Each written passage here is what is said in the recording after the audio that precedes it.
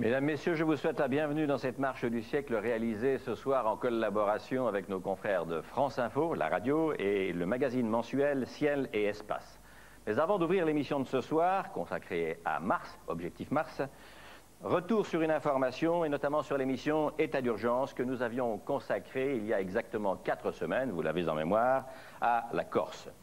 2 journalistes, en effet, ont été interrogés par la police sur ce sujet. Le rédacteur en chef de France 3 Haute-Corse, à Bastia, il est allé se présenter spontanément, puis il a été relâché dans la journée d'hier. Et puis Gilles Millet, journaliste collaborant ponctuellement, mais précisément sur cet état d'urgence corse. Il a été perquisitionné hier matin à son domicile, puis entendu par les policiers, et à cette heure, il est toujours retenu dans les locaux des enquêteurs. Le syndicat national des journalistes, l'organisation Reporters sans frontières et la plupart des organes de presse ou protestent ou s'étonnent de cette détention prolongée. L'équipe de la Marche du siècle, pour sa part, qui fabrique état d'urgence, voudrait rappeler ceci. S'il est bien entendu, et cette émission s'y est appliquée tout au cours de son existence, s'il est bien entendu que la justice doit faire son travail, il n'en reste pas moins fondamental que les journalistes puissent porter librement à la connaissance de l'opinion les documents, les faits et les témoignages qui concernent les affaires du pays, surtout si elles sont graves. Maintenant, nous ouvrons l'émission de ce soir. Objectif Mars. 29 ans après les premiers pas d'Armstrong sur la Lune, l'homme veut maintenant aller sur Mars. Et par ailleurs, il envoie des sondes dans l'univers, de plus en plus loin, pour essayer de savoir d'où vient cet univers et d'où il vient lui-même. Après plus de 10 ans de service, la station Mir vit, si on veut bien la faire rentrer sur Terre calmement, ses derniers mois d'existence. Elle sera remplacée vers 2003-2004, quand tout sera assemblé, par la première station spatiale internationale. Cette station sera-t-elle le relais indispensable pour qu'un jour l'homme foule le sol de Mars? Élément de réponse par Jean-François Gringoire et Philippe Borel qui, à la NASA à Houston, ont vu travailler des équipes qui préparent la conquête spatiale du 3e millénaire.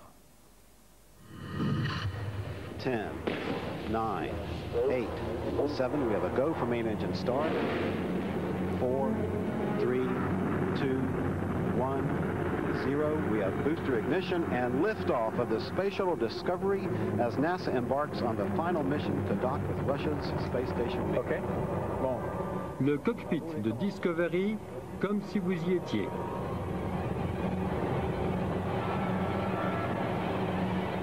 Voilà, ça marche.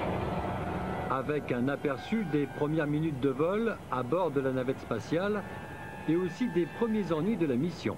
On vient d'arriver sur orbite et on a déjà des problèmes à résoudre avec des pannes de sous-système. Il s'agit de la porte droite de la soute de la navette qui est coincée. Mais si le commandant de bord américain Charlie Précourt s'autorise à parler en français sans apesanteur, c'est que nous sommes en fait sur Terre, à Houston, dans un simulateur de vol. Ça, c'est le centre de contrôle qui parle en ce moment. Les astronautes n'ont que cet entraînement en simulation pour se préparer au vol, puisque la navette ne décolle que pour partir dans l'espace. On sait toujours que c'est juste une simulation, mais puisqu'on travaille avec les autres et avec le centre de contrôle, il faut bien se concentrer pour que les résultats soient bien avec la simulation.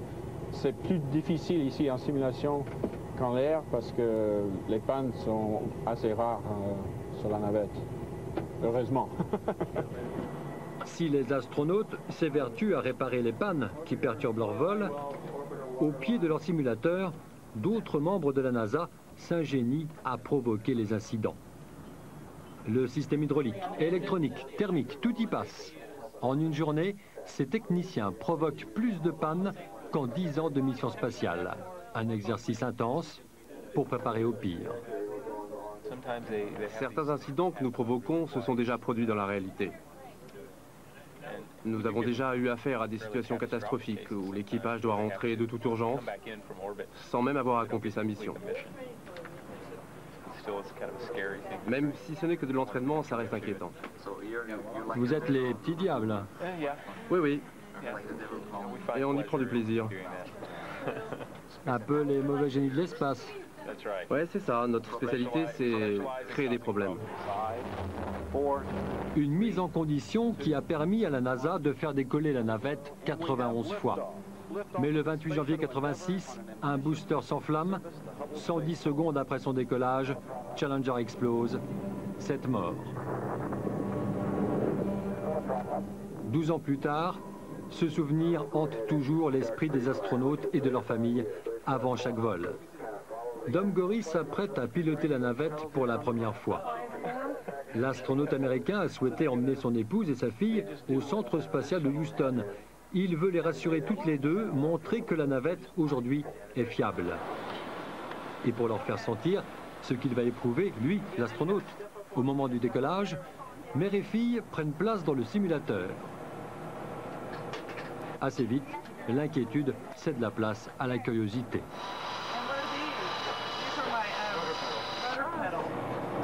Push on the right pedal, I You go... don't touch it. You don't, How come? Because he doesn't trust you. you don't want to mess with the rudder pedals. Yeah. Ah. The only time you use them is for brakes. Because they'll lead you in the wrong direction. I read it in Hatchet. And I think we're ready to go. Comme au manège, mais pendant 10 minutes, le temps d'un décollage, le simulateur secoue l'équipage familial. Une distraction, mais qui fait partie de la préparation psychologique des astronautes et de leur entourage. Avec un mot d'ordre, dédramatiser avant le départ. Charlie Précourt en est à son 4e vol. Et il se souvient de l'inquiétude provoquée par l'interruption soudaine des moteurs 6 secondes avant un précédent lancement. Il y avait de la fumée autour de la navette et la famille restait là devant nous et se demandait ce qui se passait. Et beaucoup m'ont demandé depuis comment c'était dans la navette pendant que ce moteur fusée est tombé en panne. Et je dis toujours que c'était pas effrayant pour moi. Je pensais tout de suite à la famille qui regardait dehors, qui se demandait ce qui s'était arrivé et pourquoi. Et c'est plus difficile pour eux que pour nous, je suis sûr. 3 semaines après cette interview, Charlie Précourt, son pilote Dom Gory et 4 autres astronautes sont donc partis dans l'espace pour vivre le dernier arrimage de la navette avec Mir. Puisqu'après 12 ans d'existence, la station orbitale russe est aujourd'hui jugée obsolète. Dernières embrassades et photos de famille avant l'abandon de Mir vers juillet 99 et son retour sur Terre. Mais le prochain millénaire aura lieu aussi sa station habitée. Si tout va bien, en 2004, Alpha sera en orbite à 400 km au-dessus de nos têtes. 108 mètres de long, 4 fois plus grosse que Mir, cette station internationale est la première de l'histoire spatiale. 14 nations y participent. Les modules habitables seront américains, russes, européens et japonais.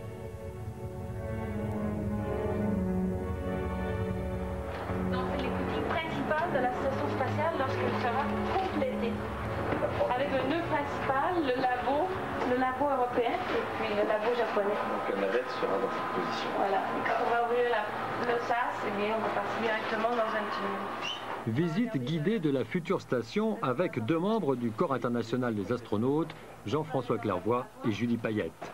Le Français a déjà volé 2 fois dans l'espace, la Canadienne s'y prépare. Ils font partie tous les deux d'une nouvelle génération d'astronautes, les colons de l'espace. Leur séjour sur la station durera 6 mois, les communications avec la Terre seront réduites. Là-haut, les habitudes vont changer. Les tâches et ce qui se passe exactement. L'équipage à bord devrait être capable de travailler de façon autonome pour vivre, pour réparer en cas de panne. Et c'est indispensable en vue des préparations du voyage vers Mars qui aura lieu, j'espère, dans une 20aine d'années, pourquoi pas. Mais les premiers résultats tangibles que nous aurons de la Station spatiale internationale seront ceux de construire une très grande structure dans l'espace. Une très grande structure qui a été construite à divers endroits dans le monde, qui finalement sera assemblée en orbite. Un véritable travail de mécanicien auquel ces scientifiques astronautes devront se soumettre pour construire leur futur lieu de travail. Et c'est dans une piscine géante qu'ils s'entraînent, où ils retrouvent des conditions proches de l'apesanteur. Les astronautes peuvent rester ainsi jusqu'à 10 heures par jour à visser des pièces, en apprenant par exemple à toujours trouver un appui pour éviter de tourner sur soi-même quand on visse un boulon. Dans le hall numéro 9 du centre de Houston, une partie des éléments sont prêts à être assemblés. Il faudra lancer une centaine de fusées pour envoyer là-haut toutes les pièces du chantier. Tout doit commencer en novembre prochain avec le lancement d'une fusée russe Proton. Elle mettra sur orbite l'élément numéro 1 de la station. La navette américaine viendra ensuite, avec un deuxième module, faire le premier assemblage, et ainsi de suite pendant 5 ans. Par moins 90 degrés, les mécanos de l'espace peaufineront les travaux. À l'intérieur, 7 astronautes assureront la permanence dans un espace grand comme 2 cabines de Boeing 747. Leur mission ? Explorer dans l'environnement spatial et sur une longue durée tout ce que la gravité empêche d'étudier sur Terre. La NASA estime que tous les secteurs de recherche sont concernés et qu'Alpha va promouvoir la coopération spatiale internationale. Il reste maintenant à partager cette conviction avec le plus grand nombre. Ce jour-là, à Houston, partenaires européens et japonais ont été invités à faire la promotion de la Station spatiale internationale. La NASA cherche à justifier le coût d'un projet qui ne cesse d'augmenter, 564 milliards de francs à ce jour. Il faut aussi reconquérir une opinion publique américaine qui n'affiche plus beaucoup d'intérêt pour la conquête spatiale. Je ne sais pas si le rêve est terminé, mais en tout cas, il est en sommeil. Plus rien ne se passe. Il n'y a plus rien à montrer. Pourquoi aller là-haut ? Dans les années 60, 70, les Américains se sont passionnés pour la compétition spatiale contre les Russes. Nous avons gagné, c'est fait maintenant. Aujourd'hui, les gens ont vraiment besoin de quelque chose de nouveau pour s'enflammer. Prenez n'importe quel programme télé. Pas une semaine sans un film ou une émission sur la vie extraterrestre. Donc l'intérêt, l'envie sont toujours là. Il faut juste réveiller les imaginations.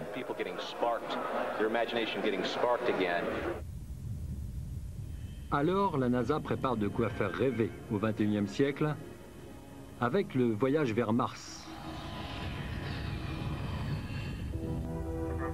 Et voici comment elle l'imagine.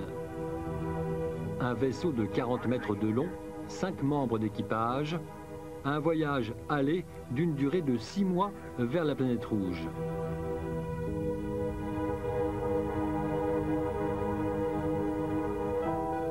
Jusqu'à l'entrée dans l'atmosphère martienne, tout a déjà été pensé. Des calculs précis ont été établis par ce chercheur qui est au cœur du projet. Kent Houston est chef ingénieur au bureau de l'exploration de la NASA.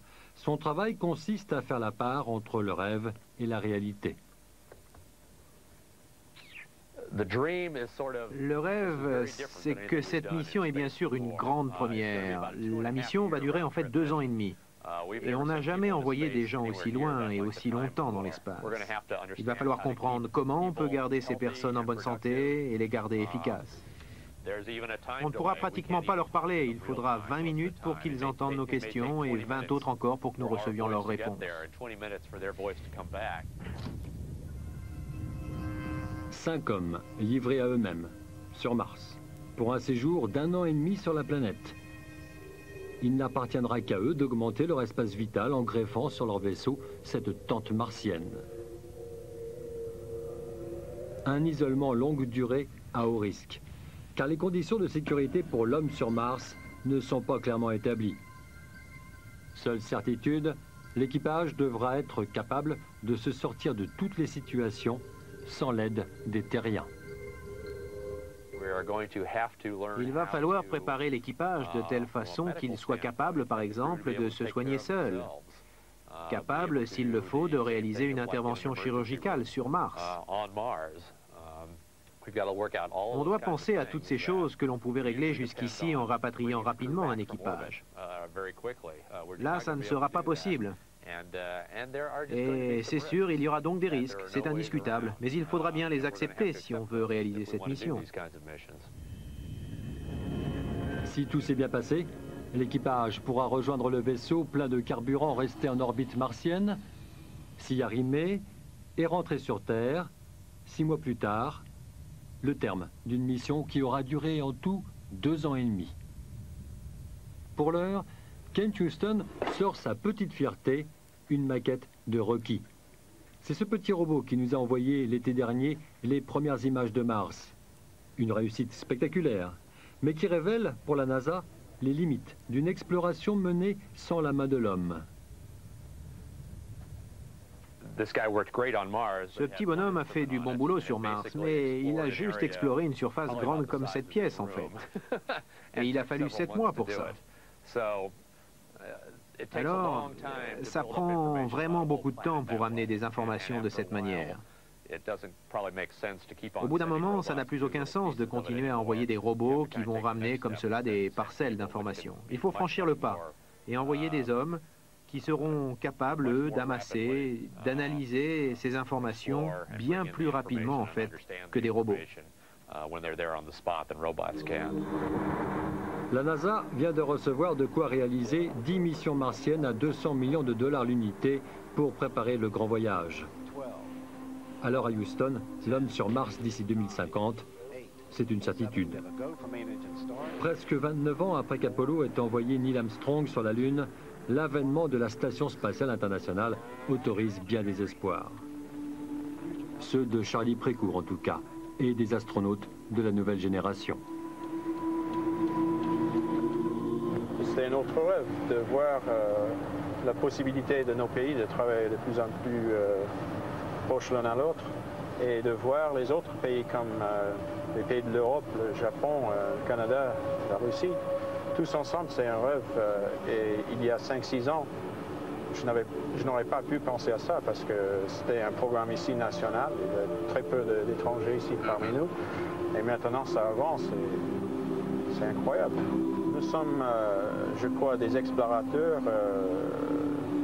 du monde, pas d'un seul pays. À 43 ans, l'ex-pilote d'essai de l'US Air Force est aujourd'hui aux avant-postes de la conquête spatiale. Pour rester opérationnel, il accomplit ses 15 heures de vol mensuels et obligatoires. Un vrai plaisir en fait. Loin du simulateur et plus près des étoiles, là où commence le voyage vers Mars. Voici Monsieur Jean-Louis Chrétien qui est astronaute français. Vous travaillez maintenant pour la NASA, à Houston d'ailleurs, sur ce projet de station internationale. Je rappelle que vous avez été le premier Français dans l'espace. C'était en 82 à bord de Soyouz pour rejoindre la fameuse station orbitale Salyut 7. Votre deuxième vol date de 88 à bord de Mir. Vous faites alors une sortie dans l'espace de 6 heures afin de procéder à des essais. On va essayer d'en reparler. Quelle sensation a-t-on lorsqu'on est lâché dans l'espace, c'est-à-dire hors de la station? Qu'est-ce qui vous reste de plus frappant, de plus important? Le premier pas dans l'espace, quand on est dans le véhicule lui-même, est déjà une grande sensation de liberté. Quand on est dans un véhicule spatial, on l'éprouve dès la mise en orbite. Et quand on sort de ce véhicule, au bout de quelques jours, pour entrer dans son scaphandre, on ressent une nouvelle fois un deuxième degré de liberté. Et c'est un événement fantastique que mon camarade Jeff a partagé, je pense, de la même façon. It's a great time. Hey, Jeff, c'est Jeffrey Hoffman que je vous présenterai dans un instant. Encore quelque chose, votre dernière mission date de septembre 97, Monsieur Chrétien. Vous décollez de Cap Canaveral en Floride, à bord de la fameuse navette Atlantis, pour réparer, bidouiller, réparer, ça semble d'ailleurs extraordinaire là-haut, ces réparations, la station Mir. Pourquoi y a-t-il 130 secondes de danger extrême au décollage, dites-vous? Pourquoi? Oui, je crois qu'il faut se méfier un petit peu des termes exagérés. Ce sont les vôtres, hein? Oui, peut-être un petit peu. Le danger des boosters est qu'ils sont, de ces boosters à poudre qui sont très particuliers à la navette et qui sont allumés et qu'on ne peut pas les tester. Quand ils sont allumés, le véhicule est parti. Tous les autres moteurs spatiaux, en tout cas ceux qui concernent les hommes, sont des moteurs qu'on allume et qu'on teste pendant 7 à 8 secondes. On permet de voir s'ils marchent bien et on les arrête. Les boosters, une fois qu'ils sont partis, eh bien, s'ils ne marchent pas bien, ça ne fait rien, on est parti, il faut faire avec. Oui. 8 minutes séparent le décollage de la mise sur orbite. Vous êtes alors à Mach 25, c'est ça? C'est-à-dire une vitesse de 27 000? Oui, 27 000, 28 000 km/h. Hein. Oui, 27 à 28 000 km/h. Comment ressentez-vous? Qu'est-ce qui se passe lors de la mise en orbite? C'est-à-dire le passage du moment où tout vibre à celui où tout d'un coup, c'est le grand silence et le grand calme absolu.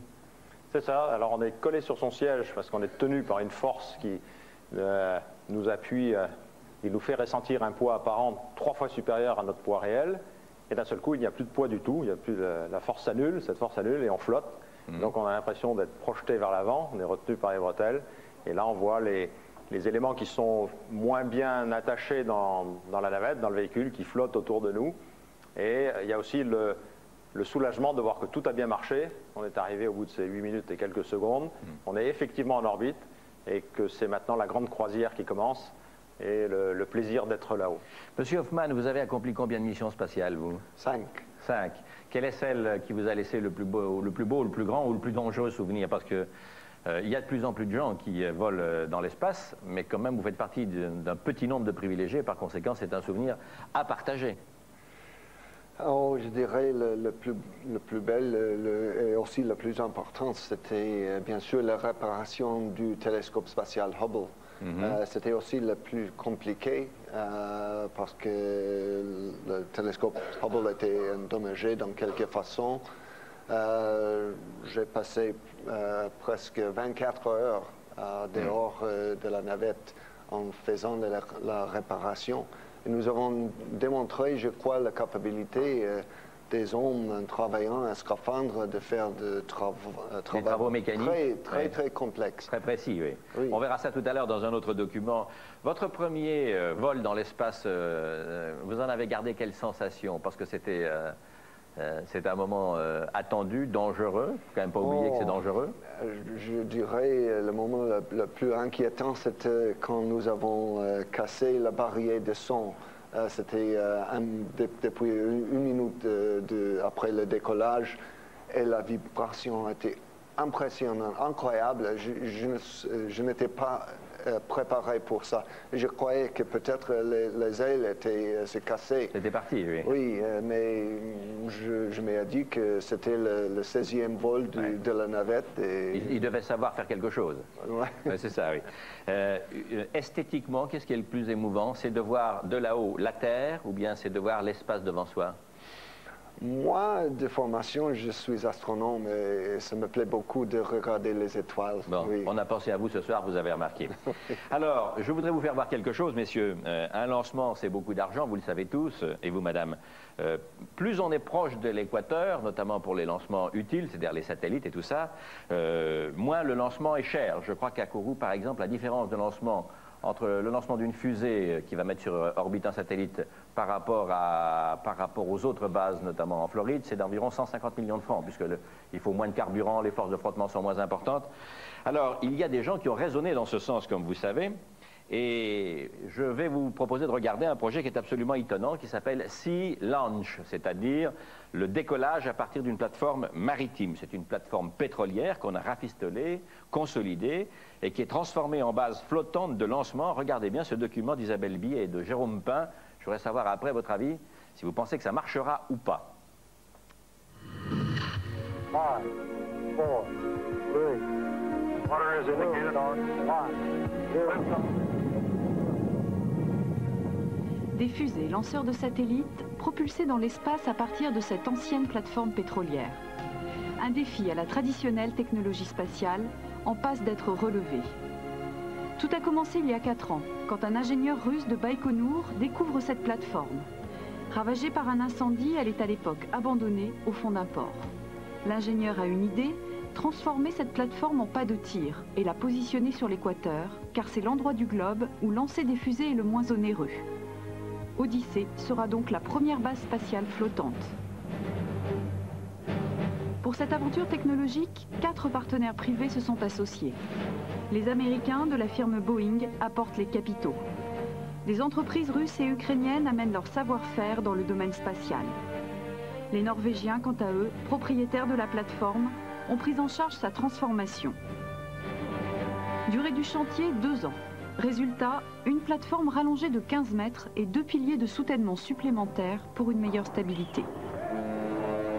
Dans le même temps, les Norvégiens ont aussi construit le navire de commandement.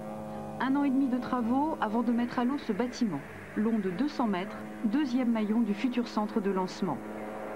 Officiellement, cette base, baptisée Sea Launch, composée de la plateforme et du navire, aura coûté 3,5 milliards de francs aux 4 associés. À bord du navire, la salle des commandes. C'est de là que seront contrôlés tous les tirs de fusée et leur trajectoire. Les ingénieurs sont américains et russes, bien souvent des anciens de la NASA ou de Baïkonour. Et les fusées qui serviront à lancer les satellites sont construites par les Russes et les Ukrainiens. La première est déjà dans la cale du bateau. Sous ces bâches, 2 étages de la future fusée qui sera assemblée à bord. Le dernier étage, déjà dressé, a été utilisé auparavant pour des lancements de fusées Soyouz à Baïkonour, parfois sans succès. Et les premières questions se posent sur la fiabilité du projet et notamment sur les conditions imposées par un lancement en pleine mer. La plateforme ne doit pas gîter de plus de 1 degré. Ce sont donc l'état de la mer et les capacités de cette plateforme à compenser les mouvements qui indiqueront si la gîte est supérieure à 1 degré ou pas. Que se passera-t-il si la gîte est supérieure à 1 degré? Pourquoi ne pouvez-vous pas dépasser 1 degré? Parce que si la gîte est supérieure à 1 degré, on sera obligé de faire des corrections en vol de la trajectoire de la fusée par rapport à sa destination finale. Et ça, on ne veut pas s'y risquer. Sur la plateforme, les conditions particulières d'un lancement en pleine mer ont été prises en compte. Exemple, dans le pas de tir, ces énormes pinces creuses qui, lors du décollage, vont déverser 130 tonnes d'eau en 20 secondes pour que la plateforme ne prenne pas feu. Au-dessus, ce sont d'autres pinces qui assureront la stabilité de la fusée. Pendant le lancement, ces 4 grosses structures grises s'approchent horizontalement de la fusée et la maintiennent en position verticale. Ça retient la fusée et quand on mettra les gaz, elles s'écarteront et la fusée décollera. Les moteurs atteindront alors la puissance maximale avant que les pinces ne la libèrent. C'est un système très novateur qui nous permet d'être sûr que les moteurs développeront leur pleine puissance avant même le décollage.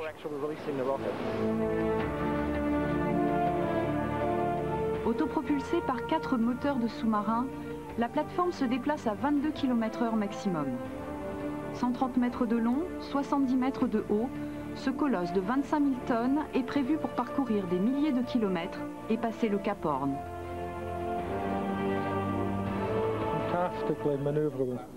Elle est vraiment fantastique à manœuvrer. Pendant les essais, on a pu arriver à faire demi-tour en une demi-heure alors qu'on était à pleine vitesse. On n'a pas fait cette manœuvre très souvent, mais une fois la plateforme arrêtée, il nous faut une distance de 120 mètres pour tourner sur nous-mêmes et repartir dans l'autre sens. Elle est vraiment très maniable. Êtes-vous effrayé à l'idée de passer le Cap Horn? La mer peut être vraiment très mauvaise. La mer peut être déchaînée, bien sûr, et on n'aborde jamais tranquillement le Cap Horn. Mais c'est une plateforme qui était en mer du Nord, où il y a les pires conditions du monde. La plateforme a toujours résisté, alors je ne m'inquiète pas. La plateforme et le navire ont quitté le port de Saint-Pétersbourg la semaine dernière. Au programme du capitaine Lauritsen et de ses hommes, 55 jours de mer. Pour le navire et pour la plateforme, il s'agit désormais de rallier les côtes du sud de la Californie aux États-Unis, à Long Beach précisément, futur port d'attache de Sea Launch.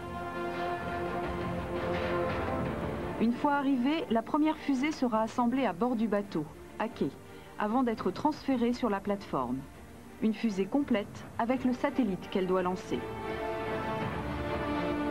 Ensuite, nouveau voyage vers l'équateur. Là, la plateforme semi-submersible s'enfoncera de 17 mètres dans l'eau pour une meilleure stabilité. Au moment du tir, personne ne se trouvera à bord. La totalité de l'équipage aura été évacuée sur le navire de commandement. Il s'éloignera alors de 5 km avant de déclencher le tir.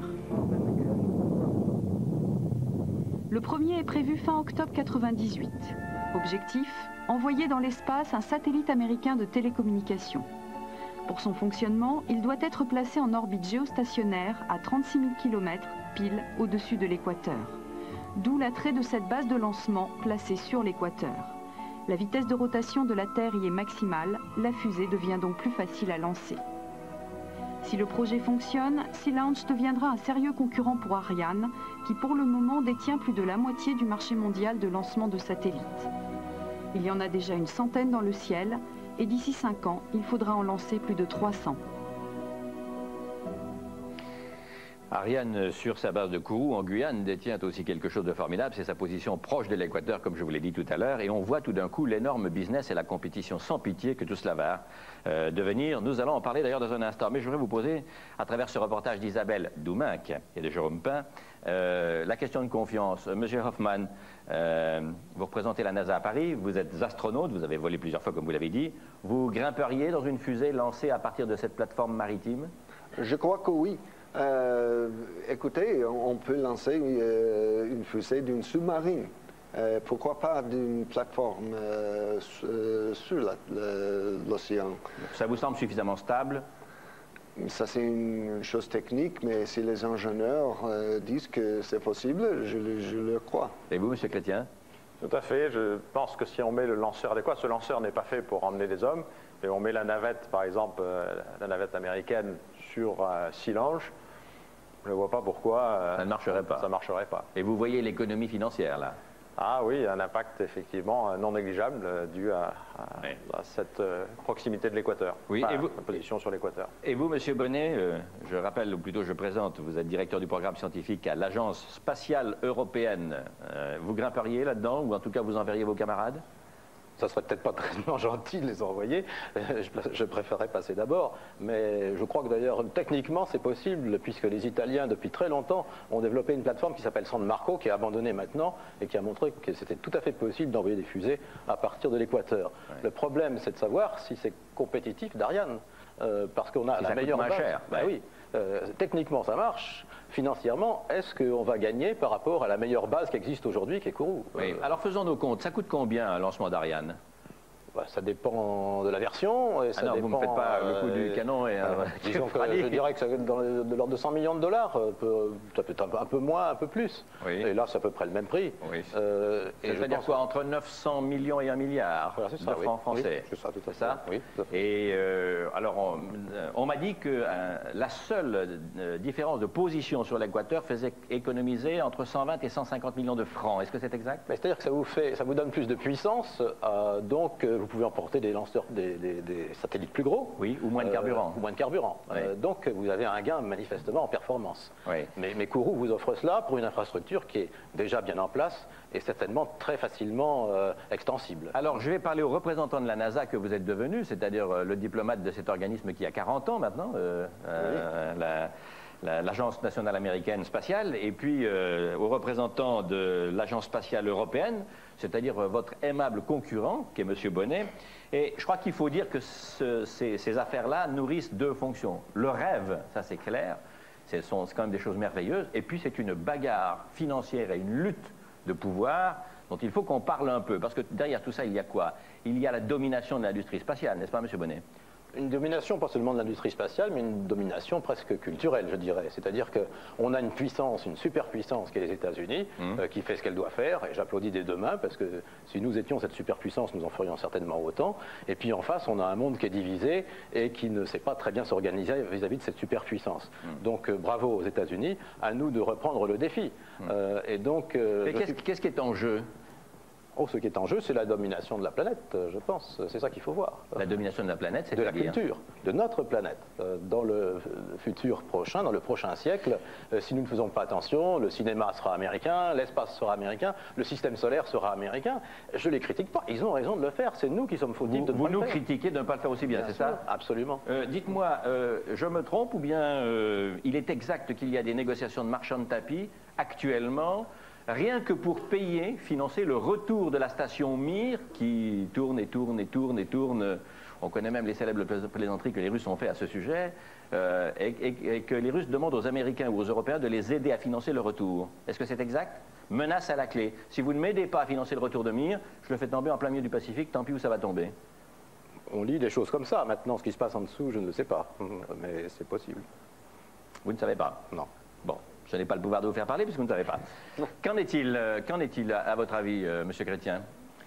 C'est vrai que c'est extrêmement complexe et que les accords qui ont été signés entre les Américains et les Russes pour le maintien de Mir là-haut entraînent un complément de financement. Oui, des conséquences sur les financements qui sont extrêmement complexes. Et je ne pense pas qu'on puisse, d'un côté, accuser les Russes de de tirer un peu trop sur les ficelles. Ils le font peut-être. C'est très difficile à percevoir. Peut-être qu'il manque de ficelles aussi. Et puis, oui, au bout de la ficelle, il n'y a pas grand-chose. Ouais, c'est ça. Mais ça vous semble imaginable 5 minutes qu'on puisse faire un chantage si vous ne nous aidez pas à payer le retour de Mir, je vous le laisse tomber sur le Colorado? Non, enfin, on verra ce que Jeff en dira. Monsieur Hoffman? Non, ce ne va pas assez avec les affaires spatiales. Les Russes sont responsables comme tout le monde. Mais la situation est difficile. Maintenant, officiellement, nous avons quitté la Mir. Cette coopération est terminée. Nous nous concentrons sur la nouvelle station spatiale. On verra ce qui se passe avec Mir. Oui, mais répondez à ma question. C'est difficile de prévoir. Oui, répondez à ma question, s'il vous plaît, Monsieur Hoffman, en ce qui concerne la bataille de puissance qui s'est engagée entre les États-Unis, les Européens et d'autres futurs lanceurs. D'ailleurs, on va voir les Chinois, peut-être les Japonais, peut-être d'autres encore. Est-ce que ça a pour but de dominer la conquête de l'espace, de dominer la Terre, puisqu'on a toute son artillerie là-haut? En première, je dirais que ce n'est pas entre les États-Unis et l'Europe, c'est entre les sociétés comme Boeing et les sociétés Arianespace. C'est très important de se rappeler que tout l'investissement dans ce Sea Launch, c'est privé. Ce n'est pas du gouvernement américain. Et ça montre, je crois, un changement très, très important dans Sea le Launch, monde. oui, mais la NASA, c'est de l'argent public du gouvernement américain. C'est une agence publique. Mais la NASA n'investit rien dans le Sea Launch.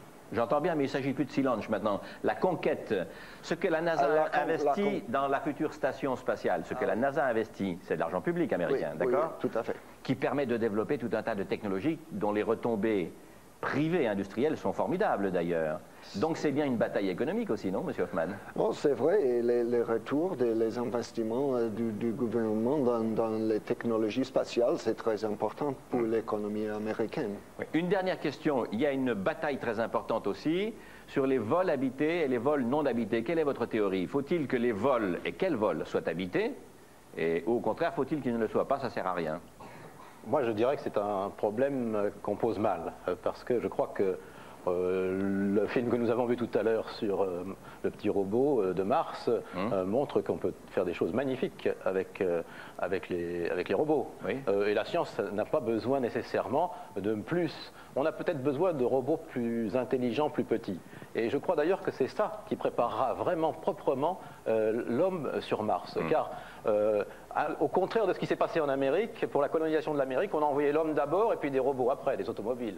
Là, on fait le contraire. On envoie des robots et ensuite, on enverra l'homme. Oui. Et la vraie compétition, elle va être aujourd'hui sur celui qui va faire le robot le plus intelligent, le plus petit.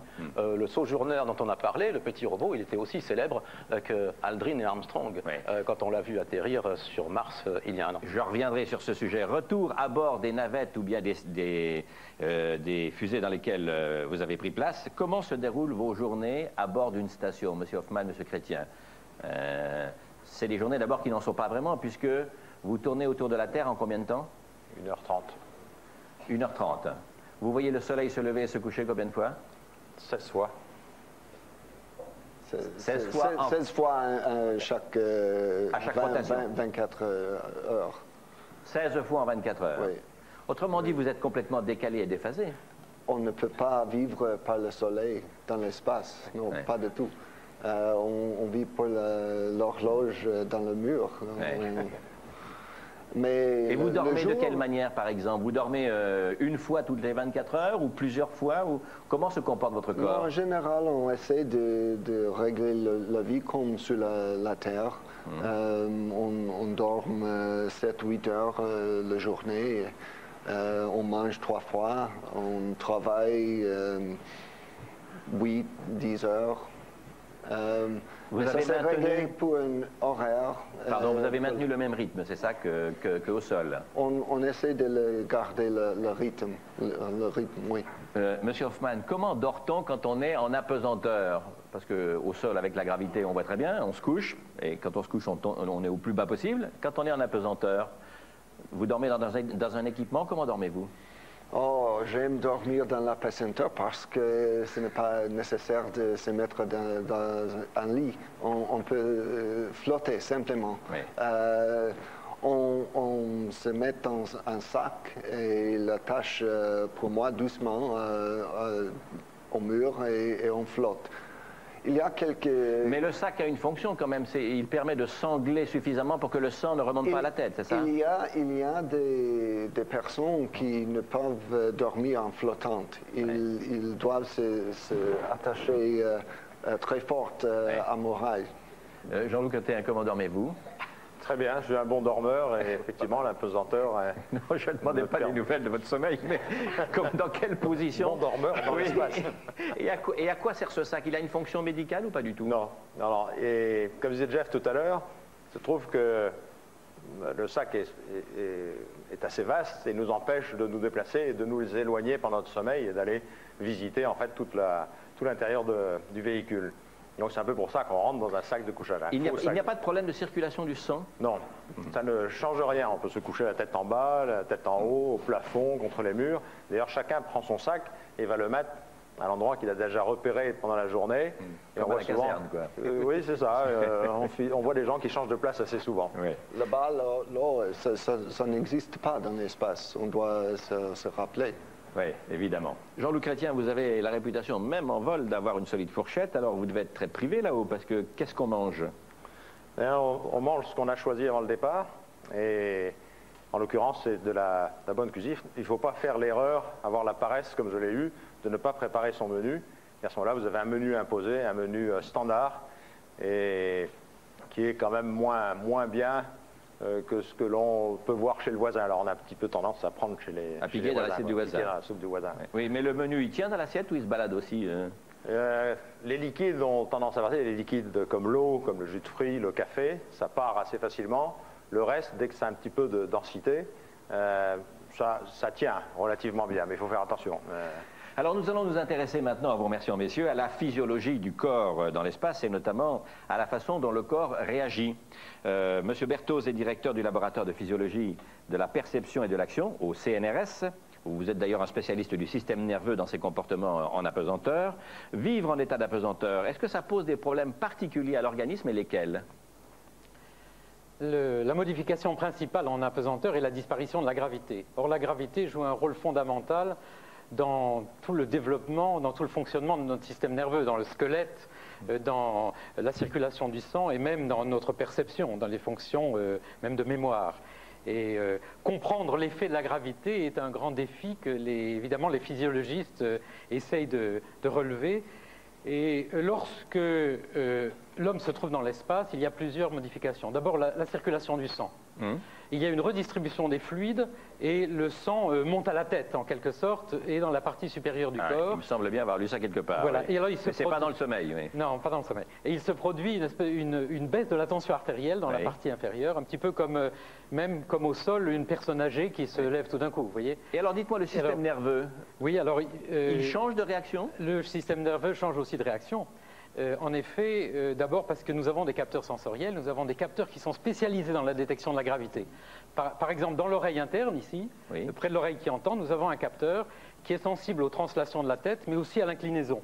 Alors, j'ai apporté une petite maquette pour vous le montrer, ça s'appelle les otolithes, et la petite flèche rouge, c'est l'effet de la gravité. Lorsque nous inclinons la tête sur la Terre, la gravité agit sur ces capteurs, et des petits cailloux qui sont dans ces capteurs envoie au cerveau des signaux qui permettent de savoir de combien nous avons incliné la tête. C'est un inclinomètre. Et alors dans l'espace, quand un cosmonaute incline sa tête, eh bien ces capteurs ne lui disent plus de combien il est incliné. Alors le cerveau doit en quelque sorte réinterpréter les fonctions. Il doit tâtonner, donc il n'y a plus de correctif, donc on est incapable d'auto-corriger les positions, c'est ça? Voilà, on perd l'orientation par rapport à ce fil à plomb qui est la gravité, qui est un espèce de fil à plomb gratuit. Et donc, il faut réinterpréter tous les signaux. Qu'est-ce que c'est, Monsieur Berthoz, que le mal de l'espace, en réalité, qu'on a même parfois quand on pilote, pour ceux qui font du pilotage, ou quand on est sur un bateau, bon, ça c'est le mal de mer, mais quand on s'envole, qu'est-ce que c'est le mal de l'espace? C'est un dysfonctionnement entre quoi et quoi? Bien, le mal de l'espace est un petit peu comme le mal des transports à bord d'une voiture. D'après ce que nous pouvons comprendre actuellement. Vous savez qu'il affecte une grande partie des cosmonautes ou des astronautes. Il est dû vraisemblablement à une difficulté qu'a le cerveau, justement, de réinterpréter des messages différents que lui donnent les capteurs sensoriels. Il y a un conflit, en quelque sorte, entre ce que dit la vision et les capteurs vestibulaires, un petit peu comme dans une voiture. Quand un enfant lit un livre, en voiture, à l'arrière de la voiture, sa vision lui dit qu'il ne bouge pas, et les petits capteurs qu'il a dans l'oreille lui disent qu'il bouge. Et le cerveau est en face d'un conflit, et il se trouve qu'il réagit par ces symptômes qui sont le mal de l'espace. C'est donc le fait d'un dysfonctionnement. Oui, c'est un désaccord entre ce que disent les différents sens et une difficulté d'interpréter ces messages. Vous avez éprouvé le mal de l'espace à un moment ou l'autre de vos vols en avion, puisque je rappelle quand même que votre carrière est une carrière de pilote de chasse, hein, ou bien comme astronaute? Pas comme aviateur, et lors de mon premier vol, mais au bout de 24 heures, j'ai eu pendant quelques minutes une sensation d'inconfort que j'avais déjà éprouvé. Et des malaises, non? En entraînement? Non, pas de malaise. À un moment, j'ai senti qu'il fallait plus trop bouger. Un ancien militaire, ça ne reconnaît jamais aucun malaise. Hein. Non, jamais. Pas de malaise dans l'armée, c'est bien connu. Seulement mon et vous, monsieur Hoffman? Non, pas du tout. J'avais eu de la chance. Mais dans l'air, c'est autre chose. Quand j'ai fait des vols de voltige avec mes amis, j'ai souffert assez de mal d'air. Alors, à propos de ces problèmes nerveux et sensoriels dans l'espace, je reviens à vous, monsieur Berthoz. On envisage des vols de longue durée, hein, 6 mois par exemple, pour aller construire, pour aller vers Mars. Si des hommes et des femmes partent pour plusieurs années cette fois, 2 ans et demi en gros, hein, c'est la durée qui est prévue dans l'espace, donc ils vont se reproduire, ils vont faire des enfants, etc. Est-ce qu'on peut imaginer, premièrement, qu'il y ait des naissances en apesanteur? Bah oui, vous rigolez dans le public, mais la NASA n'arrivera jamais à recommander l'abstinence pendant 2 ans et demi, ou alors c'est miraculeux, il faudra qu'ils nous donnent la recette à Rome. Hein? Alors, si des enfants naissent dans l'apesanteur, est-ce que ces enfants risquent d'avoir des problèmes d'adaptation au retour au sol? D'abord, est-ce qu'on peut concevoir dans l'apesanteur? Et deuxièmement, est-ce qu'il y aura des problèmes d'adaptation au retour au sol pour les gosses? Oui, alors, je ne sais pas si on peut concevoir en apesanteur, mais en tout cas, on peut naître. Ça a été montré sur des pleurodèles, les derniers vols qui ont été faits par le CNES à bord de la station Mir. Ça a été fait par des petites salamandres. Oui, des animaux. Oui, des animaux. Et donc, on sait que les animaux peuvent naître. Ce qu'on ne sait pas encore très bien, c'est si le système nerveux peut se développer correctement. Par exemple, il y a dans le développement normal de notre organisme ce que l'on appelle les périodes critiques. Il y a des moments dans la toute jeune enfance où on a besoin d'avoir des informations, par exemple, visuelles. Et si on ferme les yeux d'un enfant ou d'un bébé très tôt, eh bien, il ne verra pas bien. Eh bien, on pense que de la même façon, la gravité, cette force qui nous colle sur la Terre, joue un rôle important, par exemple, pour le développement de la locomotion.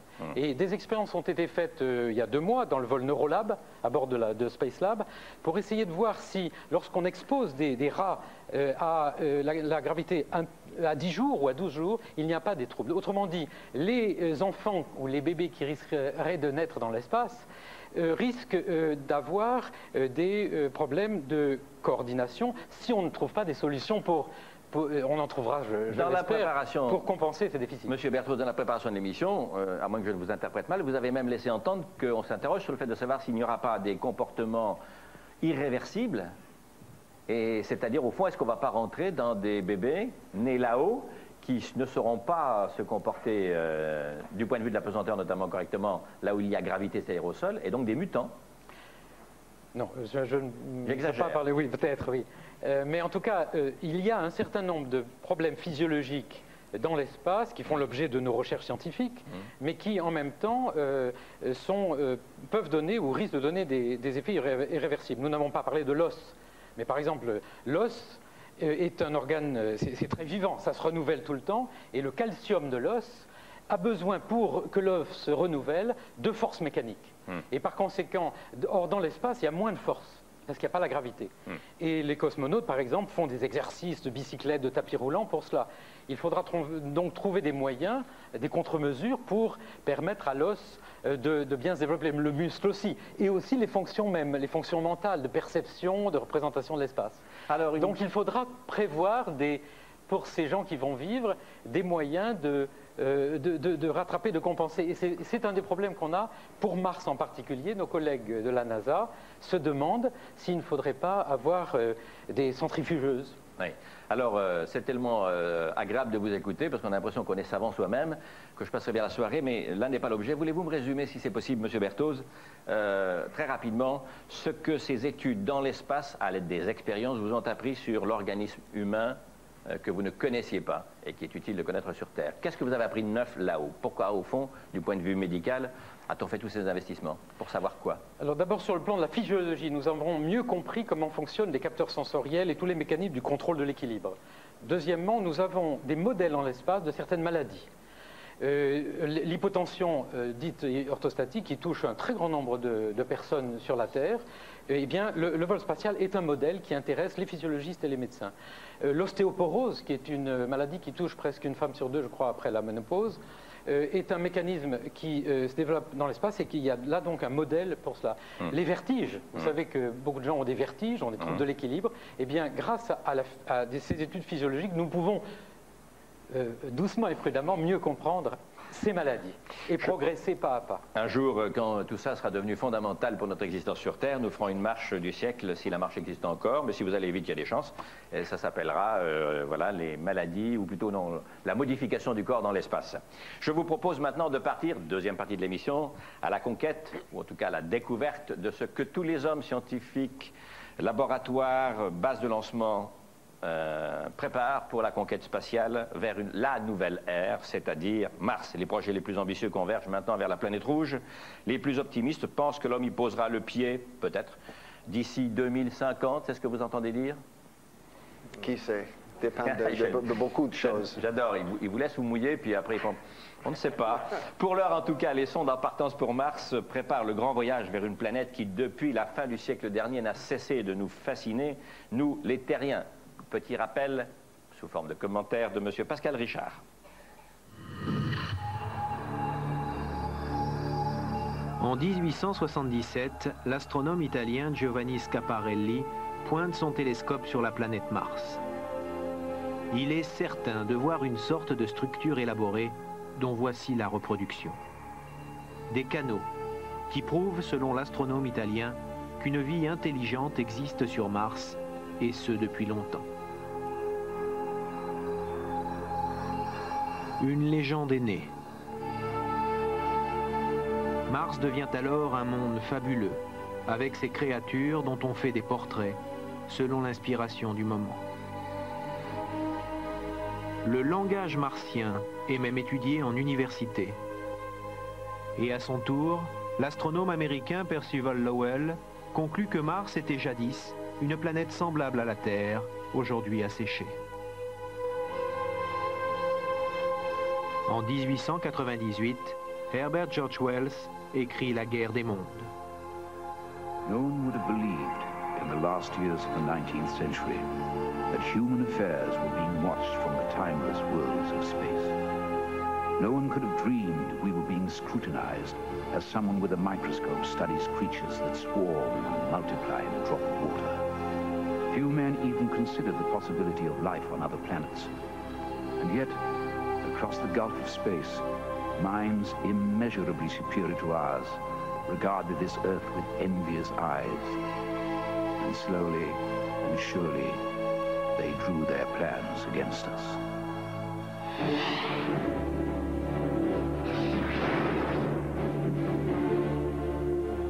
Et tout au long du XXe siècle, les terriens n'en finissent pas de jouer à se faire peur avec les attaques martiennes.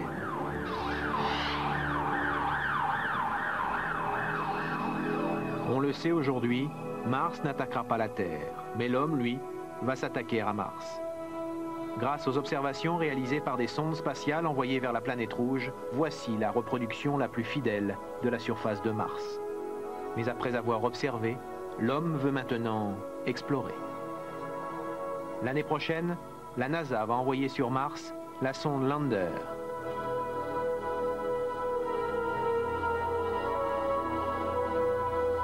Après Viking et Pathfinder, Lander sera le troisième petit robot américain à venir toucher la planète rouge. Une fois installé, Lander va se transformer en géologue. Avec son bras mécanique, il devra prélever des cailloux martiens, les confier à son petit laboratoire embarqué et communiquer le résultat de ses travaux aux terriens qui l'ont envoyé ici. Pour Lander, le voyage est sans retour. Mais en 2005, Américains et Européens enverront un autre module. Si tout se passe bien, son retour est prévu 2 ans plus tard sur Terre, Avec 1 kilo de pierre martienne à son bord, une mission pour préparer l'arrivée de l'homme sur Mars. Alors ça, c'est d'abord l'imaginaire et puis ensuite les vrais projets avec les vrais robots. Monsieur Hoffman, depuis l'été dernier, avec le robot Rocky, nous connaissons un tout petit peu mieux cette planète. Qu'est-ce qu'a rapporté de plus cette mission par rapport à celle des sondes Viking 1 et 2, qui datent déjà de 1976 et qui s'étaient posées sur Mars? Qu'est-ce que Rocky a rapporté de plus comme connaissance? Beaucoup de choses, mais pour moi, la plus importante, c'était la perception de l'existence de l'eau, qui est la transformation de les rochers de l'eau. Qui est maintenant une certitude. Que nous dit qu'une fois, autrefois, Mars était géologiquement très active avec de l'eau. Monsieur Bonnet, quand peut-on raisonnablement envisager qu'un homme marchera sur Mars? D'abord, est-ce que c'est raisonnable de l'envisager? Raisonnable, oui, je pense que de toute façon, c'est dans la destinée de l'homme de s'échapper à un certain moment de sa planète. Est-ce que ça a de l'intérêt que l'homme physiquement aille sur Mars? Pas nécessairement aujourd'hui. Aujourd'hui, je pense qu'il est plus sage, comme je le disais, d'envoyer des robots de plus en plus intelligents, de plus en plus petits. Oui. Alors 2050, dans l'éventualité où des hommes iraient marcher sur Mars, ça vous semble plausible? C'est pas impossible. Moi, j'avais parié plutôt vers 2030. Le problème, ça va être de décider comment on y va. Donc, comment décidons ça? Les jeunes gens et les jeunes filles qui sont derrière moi peuvent déjà s'inscrire parce qu'eux, ils le verront vraiment. Peut-être. Je ne pense pas qu'on puisse dire quand on va y aller. Ouais. Je crois qu'on peut dire qu'on ira. Ouais. Mais le problème, ça va être de décider comment et qui y va. Ça sera une affaire intéressante. Alors, Monsieur Hoffman, vous êtes favorable, vous, à des machines habitées où les hommes iraient réellement sur Mars, ou bien à des machines télécommandées à distance qui iraient seules, sans présence humaine sur Mars? Ça ne me plaît pas de parler de compétition entre l'homme et les robots. La robotique, c'est un outil de l'homme. Nous envoyons les robots, nous les contrôlons d'ici, de la Terre, mais vraiment, on peut contrôler mieux quand on est prêt. Et quand les hommes arrivent à Mars, ça ne veut pas dire que les robots vont disparaître, ça veut dire que nous aurons notre outil près de nous. Vous voulez l'un et l'autre, les robots et les hommes sur Mars, c'est ça? Oh oui, quand les hommes y arrivent, ils auront beaucoup de robots comme outils. Monsieur Berthoz? Oui, je voulais dire qu'il y a aussi un autre couple, c'est les robots dans l'espace et l'homme sur la Terre. Car il y a des robots qui devront être dirigés à partir de la Terre. Ce qui va demander au cerveau de l'homme de pouvoir, par exemple, se représenter la mécanique d'objets dans des gravités qui sont un tiers de la gravité. Il y a aussi donc une coopération envisagée. La télémanipulation et la télérobotique est certainement un domaine dans lequel les jeunes qui sont là devront essayer de travailler, parce qu'il faut que notre cerveau de terrien, qui est habitué à la mécanique de la Terre, à certaines lois de cinématique, tout d'un coup, qu'est-ce que vous m'avez fait? C'est une balle qui a une certaine loi de mouvement. Vous arrivez tout droit de Wimbledon? Oui, tout à fait. Oui, pas du stade de France. Et donc, la même balle sur Mars n'aura pas la même loi. Ouais. Et donc, elle aura quelle loi? Vous le savez déjà? Non, elle aura des lois que nos collègues vont nous décrire dans un instant. Physiciens vont nous décrire dans un instant. Je vous remercie de maintenir le suspense. Voilà. Oui. Très bien. Monsieur Bonnet? Moi, je crois que la première chose à faire, si on est vraiment sérieux pour aller vers Mars avec des hommes, c'est de se mettre tout de suite à développer des systèmes de propulsion et des fusées qui vont très vite, car on a vu que le problème principal, c'est quand même de rester longtemps dans l'espace. C'est combien la distance Terre-Mars, il faut le rappeler? Ça dépend des moments, des instants où on lance, mais enfin, le voyage peut durer de 6 mois à 1 an en moyenne, et donc ce sont des très longues durées. Mais si on accélère... Un aller, n'est-ce pas? Juste l'aller, oui. Donc il est raisonnable de penser qu'il en faut à peu près autant pour le retour. Oui, puis on reste un petit peu quand même. Et 6 mois pour travailler. Voilà, c'est ça. Donc si on réduit la durée de ce voyage à quelques jours, ce qui est possible avec une accélération continue, ce qui vous donne aussi d'ailleurs une pesanteur artificielle naturelle, eh bien vous avez la possibilité de faire ce voyage sans dommage pour l'être humain. Et donc les questions de naître sur la planète rouge, de se développer sur la planète rouge, deviennent d'autant plus faciles. La station internationale, c'est pour vous le relais idéal pour commencer à explorer Mars? C'est un moyen de tester la capacité de l'homme de rester longtemps. Mais ce que je viens de dire, c'est que justement, il vaudrait mieux qu'il ne reste pas trop longtemps. Donc, à mon avis, ce qui sera vraiment le signe qu'on est prêt à y aller, c'est qu'on a l'engin qui vous permet d'aller vers Mars en 4 jours. Oui. 150 milliards de francs à peu près, c'est le coût de la station internationale, c'est ça? Oui, à peu près 1 milliard de dollars, c'est 25 milliards de dollars. Oui, mais on multiplie par combien 125 milliards de francs. Tout à fait 6, voilà. Bon, cette dépense justifie ce qu'on en attend scientifiquement? Je ne pense pas qu'il faut raisonner dans ces termes-là. Il faut voir quels sont les avantages. Vous ne pouvez pas les empêcher de raisonner comme ça. Hein.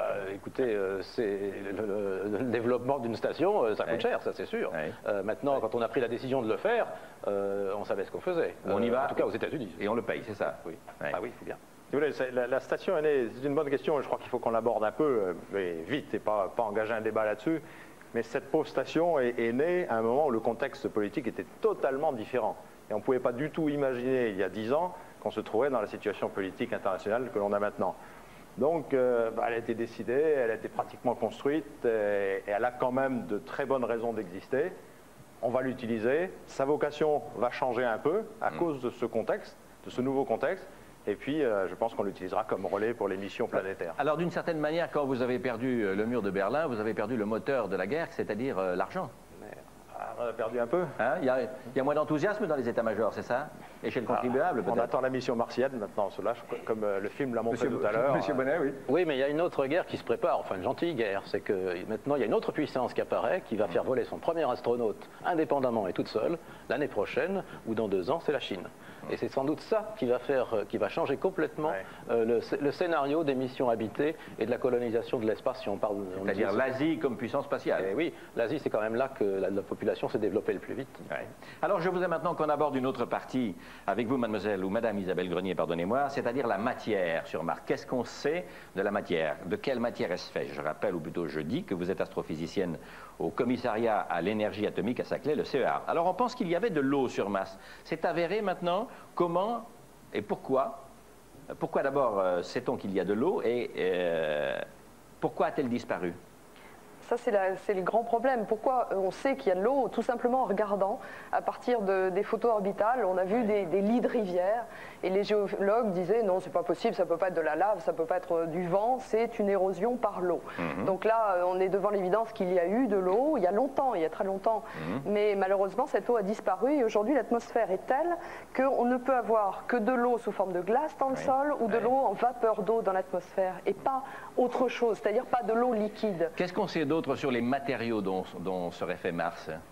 Ce sont les matériaux. Les minéraux ressemblent beaucoup à la Terre. Je crois qu'un des résultats de Rocky qui vient de partir, le petit robot, c'était qu'il y a un petit peu plus de silicate qu'on avait prévu, de silicium, etc. Mais enfin, grosso modo, c'est vraiment la Terre au niveau conception, construction du matériau solide, mais l'atmosphère est très très différente. Autrement dit, pour une scientifique comme vous, le fait d'envoyer des robots, d'envoyer des photographies et peut-être un jour de ramener des échantillons, ça ne fait guère que confirmer ce qu'on avait déjà su observer de la Terre. Ah non, c'était pas observé de la Terre. Les photos des lits de rivière avaient été prises depuis l'orbite de Mars. Donc il faut y aller. Il faut y aller absolument. Donc il faut y aller. Mais pour les scientifiques, souvent, il vaut mieux y aller avec un petit robot, et plus il est intelligent, plus on est content. Mais c'est souvent les scientifiques qui sont pas assez intelligents pour les concevoir de manière intelligente. Enfin, tout de même, on peut dire que c'est pas mal comme invention. Oui, monsieur Bonnet.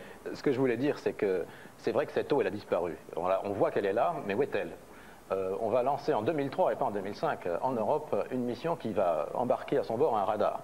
Et ce radar, il va avoir la capacité de scruter, de sonder le sol, le sous-sol de Mars, pour éventuellement découvrir les nappes phréatiques qui se trouveraient même jusqu'à des profondeurs de 1 à 2 km. Et ça n'a jamais été fait. Et c'est sans doute auprès de ces nappes d'eau qui pourraient exister, ou de ces glaciers souterrains, qu'il serait bon de regarder d'un peu plus près si on trouve de la vie et des fossiles. Vous me faites saliver là, vous ne nous faites tout de même pas croire qu'on va aller chercher de l'eau fraîche au cas où les terriens auraient gâché l'eau qu'ils ont sur Terre, c'est ça? C'est-à-dire que si on va sur Mars, on a peut-être une nappe phréatique qu'on pourra utiliser quand on vivra dessus. Monsieur André Braque, exobiologiste au CNRS à Orléans, c'est-à-dire spécialiste de la vie en dehors de la Terre. Alors il fait froid sur cette planète Mars, entre combien et combien? Moins 140 plus 20, en général en dessous de 0 degré, quelquefois plus 20, mais pas souvent quand il fait beau. Enfin, il fait toujours beau sur Mars, il n'y a pas de nuages puisqu'il n'y a pas d'eau, mais il y a des poussières, des tempêtes de sable. Mais en général, la température est en dessous de 0 degré, donc l'eau n'existe plus à la surface de Mars. Est-ce qu'il peut y avoir de la vie à une température aussi basse, selon vous? À la surface, non. Il semble maintenant totalement exclu qu'il y ait de la vie à la surface de Mars pour 2 raisons. Absence d'eau et aussi le sol est brûlé par le soleil. Mais à 1000 mètres de profondeur, à l'endroit de la nappe phréatique, il pourrait y avoir des bactéries. Des bactéries en sous-sol, si je puis dire. En sous-sol. Oui. S'il y a effectivement de la vie sur Mars, cette vie-là, par exemple, est-ce qu'elle peut se développer exactement à l'image du schéma de la vie terrestre, c'est-à-dire avec... Est-ce qu'elle a pu se développer ou est-ce qu'elle pourrait se développer avec des espèces animales et végétales? Non. Pourquoi non? Non, ça paraît difficile d'imaginer des animaux et des végétaux qui se développeraient dans le sol profond. En surface, il en resterait certainement des traces encore fossilisées. Et le paysage, l'imagerie que nous avons de Mars actuellement n'indique aucune présence de systèmes développés de ce type-là. Par contre, une vie bactérienne, oui, c'est-à-dire une cellule, comme a été la vie sur Terre pendant 3 milliards d'années. Et alors, qu'est-ce qui se passerait, par exemple, dans quelques années, M. Braque, si on ramenait des bactéries de Mars et qu'on essayait de les faire vivre sur Terre? Elles auraient des chances de vivre? Si elles sont simples et si elles ont émergé dans les mêmes conditions que celles qui ont émergé sur la Terre primitive, elles pourraient, en présence d'eau, qui est quand même leur matrice première, absolument, elles pourraient se développer sur Terre, tout en étant différentes. Qu'est-ce que vous attendez, vous, dans votre spécialité, des futures expéditions sur Mars, ne serait-ce que des robots? De trouver d'abord, bien sûr, de la matière organique, puisque pour qu'il y ait vie, il faut qu'il y ait matière organique, donc de la matière qui est composée de carbone. Il faut, et bon, notre rêve, c'est de trouver une bactérie fossilisée. Une bactérie fossilisée. Quel est l'intérêt? L'intérêt, c'est de montrer que la vie n'est pas restreinte à la Terre, que nous ne sommes pas, pour la vie, le centre du monde vivant, mais que la vie est un phénomène banal et qui se produit chaque fois que vous avez de l'eau sur une planète. Oui. Et d'après vous, il y a eu ou il y a de la vie sur d'autres planètes? Pour l'instant, on n'en sait rien, mais on pense que chaque fois que vous avez de l'eau, quelque part, vous avez une petite chance de faire apparaître des bactéries. Madame Grenier et M. Bonnet veulent intervenir. Je voulais intervenir, il y a une autre grande leçon, évidemment, c'est de savoir si la vie a démarré ailleurs, et ça c'est fondamental, mais aussi cette atmosphère a changé, puisqu'elle était capable de maintenir l'eau liquide, elle ne l'est plus. Donc on s'inquiète un petit peu pour nous. Pourquoi l'atmosphère de Mars a changé? On n'en sait rien. Et tant qu'on n'aura pas d'indices pour répondre aux problèmes, on sera bloqué. Et c'est ça les premiers éléments de réponse qui arriveront, ou que vous allez chercher? Voilà, bien sûr. C'est pour essayer de comprendre, en regardant une autre planète, ce qui pourrait arriver à la nôtre. Monsieur Bonnet? Moi j'ai deux choses à vous dire là-dessus. Premièrement, la vie telle que nous la connaissons, elle est faite d'eau. Nous sommes, vous, Monsieur Cavada, vous, hélas, ou bien, vous êtes 80% de votre corps, c'est de l'eau. Oui, enfin, j'y mets un peu de vin de temps en temps. De temps en temps, mais c'est encore un peu d'eau aussi. Et de l'eau, il y en a partout dans l'univers. On vient de découvrir avec les satellites infrarouges européens qu'il y a de l'eau absolument partout. Donc, la chance qu'on ait, la probabilité qu'on ait des corps qui se développent sur la base de la vie telle que nous la connaissons aujourd'hui, elle n'est pas nulle.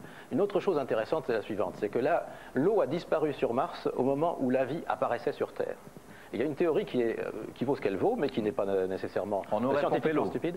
Non, c'est pas ça. Mais au moment où la vie a apparu sur Terre et où l'eau a disparu sur Mars, Mars était bombardé par une pluie de météorites absolument fantastique. Et il y a une théorie qui dit que la Terre a été inséminée par éventuellement les bactéries qui se trouveraient sur Mars à ce moment-là. C'est intéressant, nous sommes peut-être les enfants de Mars. Oui, c'est un accouplement éloigné d'une dimension exceptionnelle qui laisse rêveur, M. Bonnet. Mais on a découvert un caillou martien au pôle dans l'Antarctique. En Groenland, non, c'est ça? Dans l'Antarctique. Dans l'Antarctique. Et la probabilité qu'il soit martien est assez forte, donc cette théorie, elle vaut ce qu'elle vaut, elle est très bonne. En tout cas, elle est sérieuse. Oui, tout à fait.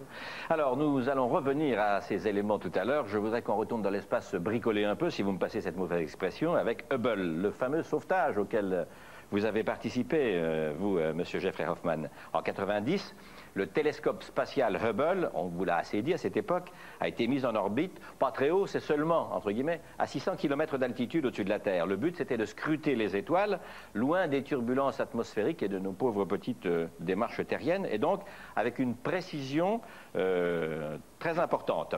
En 1993, c'est-à-dire 3 ans plus tard, suite à quelques petits problèmes techniques, la NASA décide d'entreprendre une mission absolument sans précédent pour aller sauver M. Hubble. Et M. Hoffman est dans la mission. Et vous allez voir à quels travaux il s'est livré. Regardez bien, sous la combinaison dans laquelle tout le monde ressemble à tout le monde, peut-être, et vous gagnerez un voyage sur Mars, vous reconnaîtrez M. Hoffman. Commentaire de Jean-François Gringoire. Ce jour-là, la mission de la navette spatiale est une grande première. Endeavour part pour jouer les dépanneuses de l'espace. Là-haut, Le télescope orbital Hubble n'offre pas d'image de bonne qualité, il faut le réparer. À bord, les 7 astronautes ont subi un entraînement intensif de 400 heures en vue de cette mission. Première difficulté, capturer le télescope qui se déplace à une vitesse de 30 000 km/h à 600 km d'altitude. La navette ne peut pas voler plus haut dans l'espace.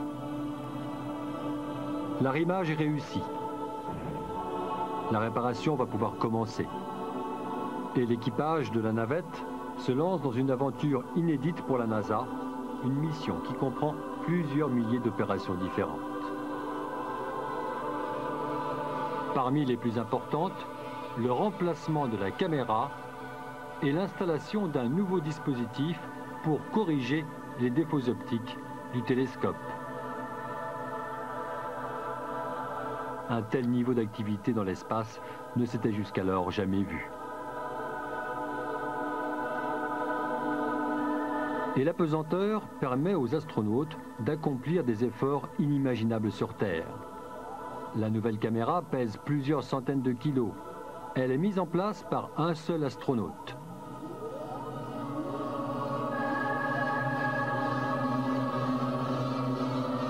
Pendant les travaux, la navette fait le tour de la Terre en 94 minutes. Cela signifie que le jour et la nuit alternent toutes les 47 minutes. De jour, la température monte jusqu'à 90 degrés, mais dès que la nuit tombe, elle chute à moins 100 degrés. Un changement brusque qui perturbe le travail des astronautes. Des astronautes qui vont profiter du voyage pour remplacer d'autres pièces endommagées après le déploiement de Hubble. Ici, ce sont les panneaux solaires défectueux qui doivent être changés.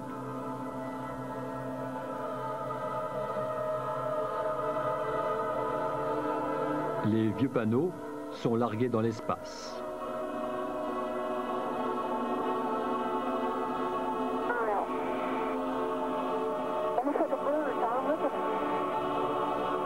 We've seen so many spectacular views. Where'd it go? Back behind us. Pour Jeff Hoffman et les 6 autres astronautes, mission accomplie. Et dans les délais, 35 heures et 28 minutes de réparation sur 6 jours de temps.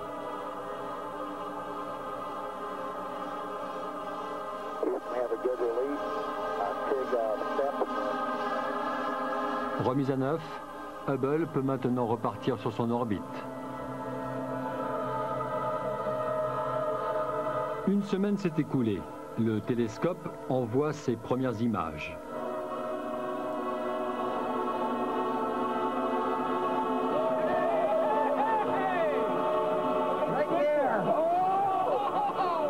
Les spécialistes de la NASA peuvent être satisfaits. Cette photo de la galaxie M100 a été prise avant les réparations. La seconde a été prise après le sauvetage.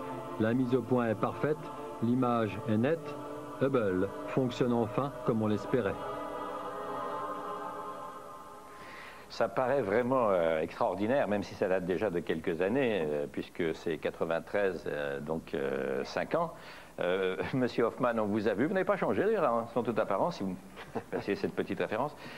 Vous avez réparé la caméra de Hubble, vous larguez carrément les panneaux là dans l'espace. Vous portiez un scaphandre très volumineux et pourtant on voit vos compagnons et vous se livrer à des travaux d'une très grande précision. Alors combien de temps peut-on travailler dans la situation où vous étiez et dans ces conditions? 1 heure, 2 heures, 5 heures? Oh non, le premier jour, nous sommes restés dehors un peu plus de 8 heures. Ah oui, oui à travailler? Oui, c'était un record. Oui. Il y a quelque chose qui surprend, c'est qu'on vous voit avec un scaphandre énorme, avec un tournevis ou une machine à visser très importante, et alors on s'aperçoit en regardant un petit peu qu'il s'agit de toutes petites vis.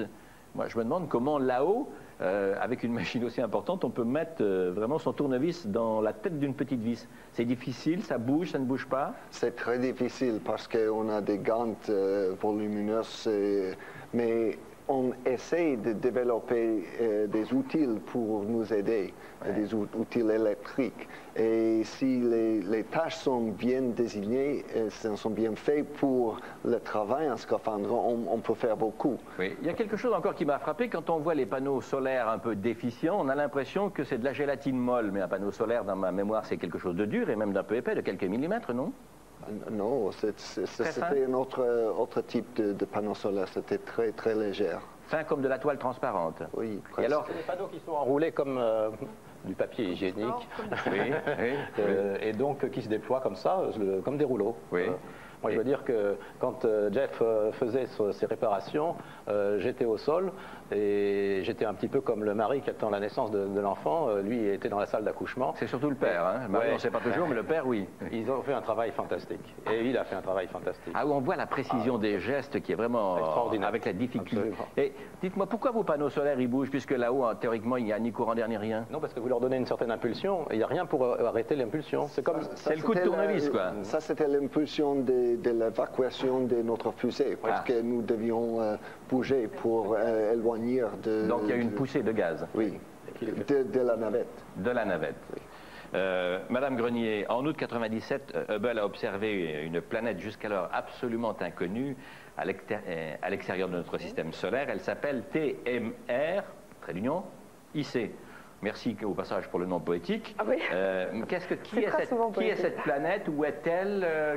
Et que sait-on déjà sur elle? C'est une planète qui est autour... C'est une planète très bizarre parce qu'elle est autour, non pas d'une étoile unique comme notre Soleil, mais c'est une planète... Non, ça, je crois que c'est Titan. Non, mais vous n'avez pas la même image que moi, laissez faire. C'est une planète qui est autour d'un système d'étoiles double. Vous avez deux étoiles qui tournent autour et puis il y a une pauvre petite planète qui était là et qui s'est retrouvée éjectée d'ailleurs dans cette histoire, puisqu'on la retrouve très loin aujourd'hui des deux étoiles mères. Donc c'est pas forcément un bon exemple de planète où on aura envie de rêver qu'il y a d'autres terres qui ont pu développer la vie pour qu'André puisse s'amuser, mais c'est un exemple comme quoi il y a beaucoup de choses autour des étoiles. Il y a énormément d'objets de poussière et de planètes comme celle-ci. Alors on ne peut pas s'empêcher de faire une comparaison parce que ces gigantesques appareils à photographier à 600 km au-dessus du type Hubble ou bien le Very Large Telescope sur les plateaux du Chili qui vient de s'ouvrir, ça nous permet de voir des planètes de plus en plus éloignées. Et en même temps, ce qu'on voit au bout de ces lunettes sophistiquées, c'est notre passé, c'est là d'où nous venons, c'est ce qu'il y a derrière, c'est bien ça? Tout à fait. Pour les planètes, c'est tout près, parce qu'on a un problème. C'est tellement faible une planète, et vous le mettez à côté d'un projecteur aussi puissant que ceux-ci, donc c'est très difficile à localiser, donc on les voit près de nous. Mais par contre, pour ce qui est des étoiles ou des galaxies, là, on va beaucoup plus loin en distance, et effectivement, la vitesse de la lumière est finie, elle fait 300 000 km par seconde, c'est énorme, mais ça n'est pas plus, ce qui fait que si vous voulez voir un objet, vous voyez la lumière qui a été émise et qui a mis un certain temps pour vous parvenir. Quel est l'objet, si je puis dire, le plus lointain observé dans l'univers à ce jour? C'est une galaxie qui a été découverte en février ou mars, enfin cette année, et qui nous ramène à une époque où l'univers avait même pas 10% de son âge actuel, c'est-à-dire à peine 1 ou 2 milliards d'années après la création de cet univers en expansion d'aujourd'hui. Les philosophes vont avoir un travail terrible puisqu'on se rapproche dangereusement du point zéro actuellement. On s'en rapproche, mais c'est même plus déroutant que ça, parce que si vous pensez aux étoiles qui ont explosé, par exemple, le Hubble a pris des images d'étoiles qui ont explosé avant que le Soleil naisse.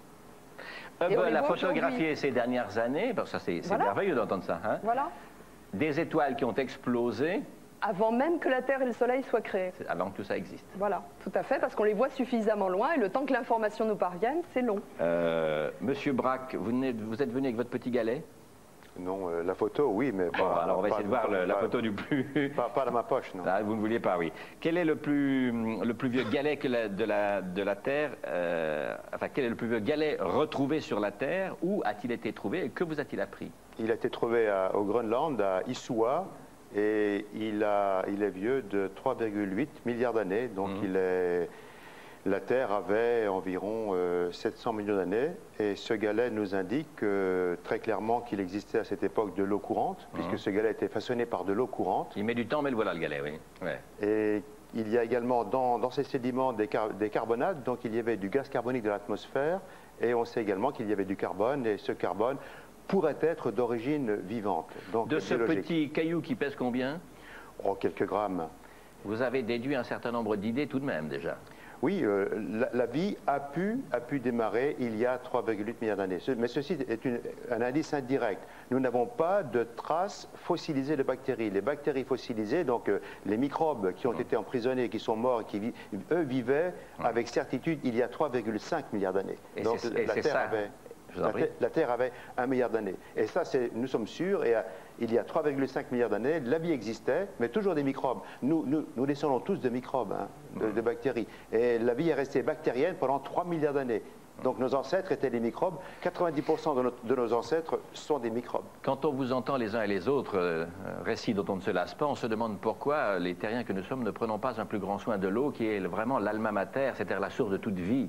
Et que tel que c'est parti, on va finir par en manquer, et que donc la vie en souffrira. Je veux vous proposer autre chose. Titan, on en parle un peu?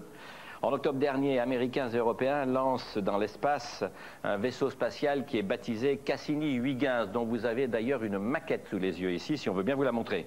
Ce vol est inhabité, évidemment, et pour cause, puisque l'engin est parti pour un voyage aller de 6 ans, vous m'avez bien compris, un voyage aller de 6 ans aux confins de combien? 7 ans? 7 ans. J'en avais oublié un, merci beaucoup. Aux confins de notre système solaire, vers Titan, qui est une planète qui tourne autour de Saturne, dont vous avez la représentation là. Voici le scénario de son arrivée sur Titan, tel que le rêvent ceux qui l'ont envoyé là-haut et tel qu'ils l'ont représenté en image artificielle dans ce commentaire d'Isabelle Billet cette fois. Encore assemblés, la sonde européenne Huygens et son vaisseau spatial américain Cassini sont en vue de Saturne, la planète aux anneaux, et de son satellite Titan. Huygens quitte Cassini et part à la découverte de Titan. Nous sommes en novembre 2004, c'est le jour J pour la mission Cassini-Huygens, 7 ans après avoir quitté la Terre, le 6 octobre 1997. La sonde commence par pénétrer les premières couches de l'atmosphère de Titan. La descente va durer 2 heures et pendant 2 minutes, la température monte à 12 000 degrés.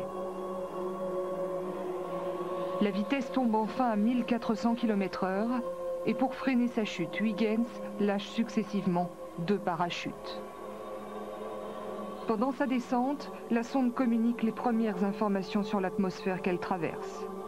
Restée en orbite, Cassini reçoit les messages pour les retransmettre ensuite vers la Terre. Dans les brumes de Titan, Huygens peut rapporter l'existence d'éventuels éclairs avant l'atterrissage. Une fois au sol, la sonde ne survivra pas plus d'une demi-heure. Les scientifiques espèrent que ce sera suffisant pour nous communiquer peut-être l'existence de pluie, de vent sur Titan, une planète sèche qui pourrait ressembler à cela.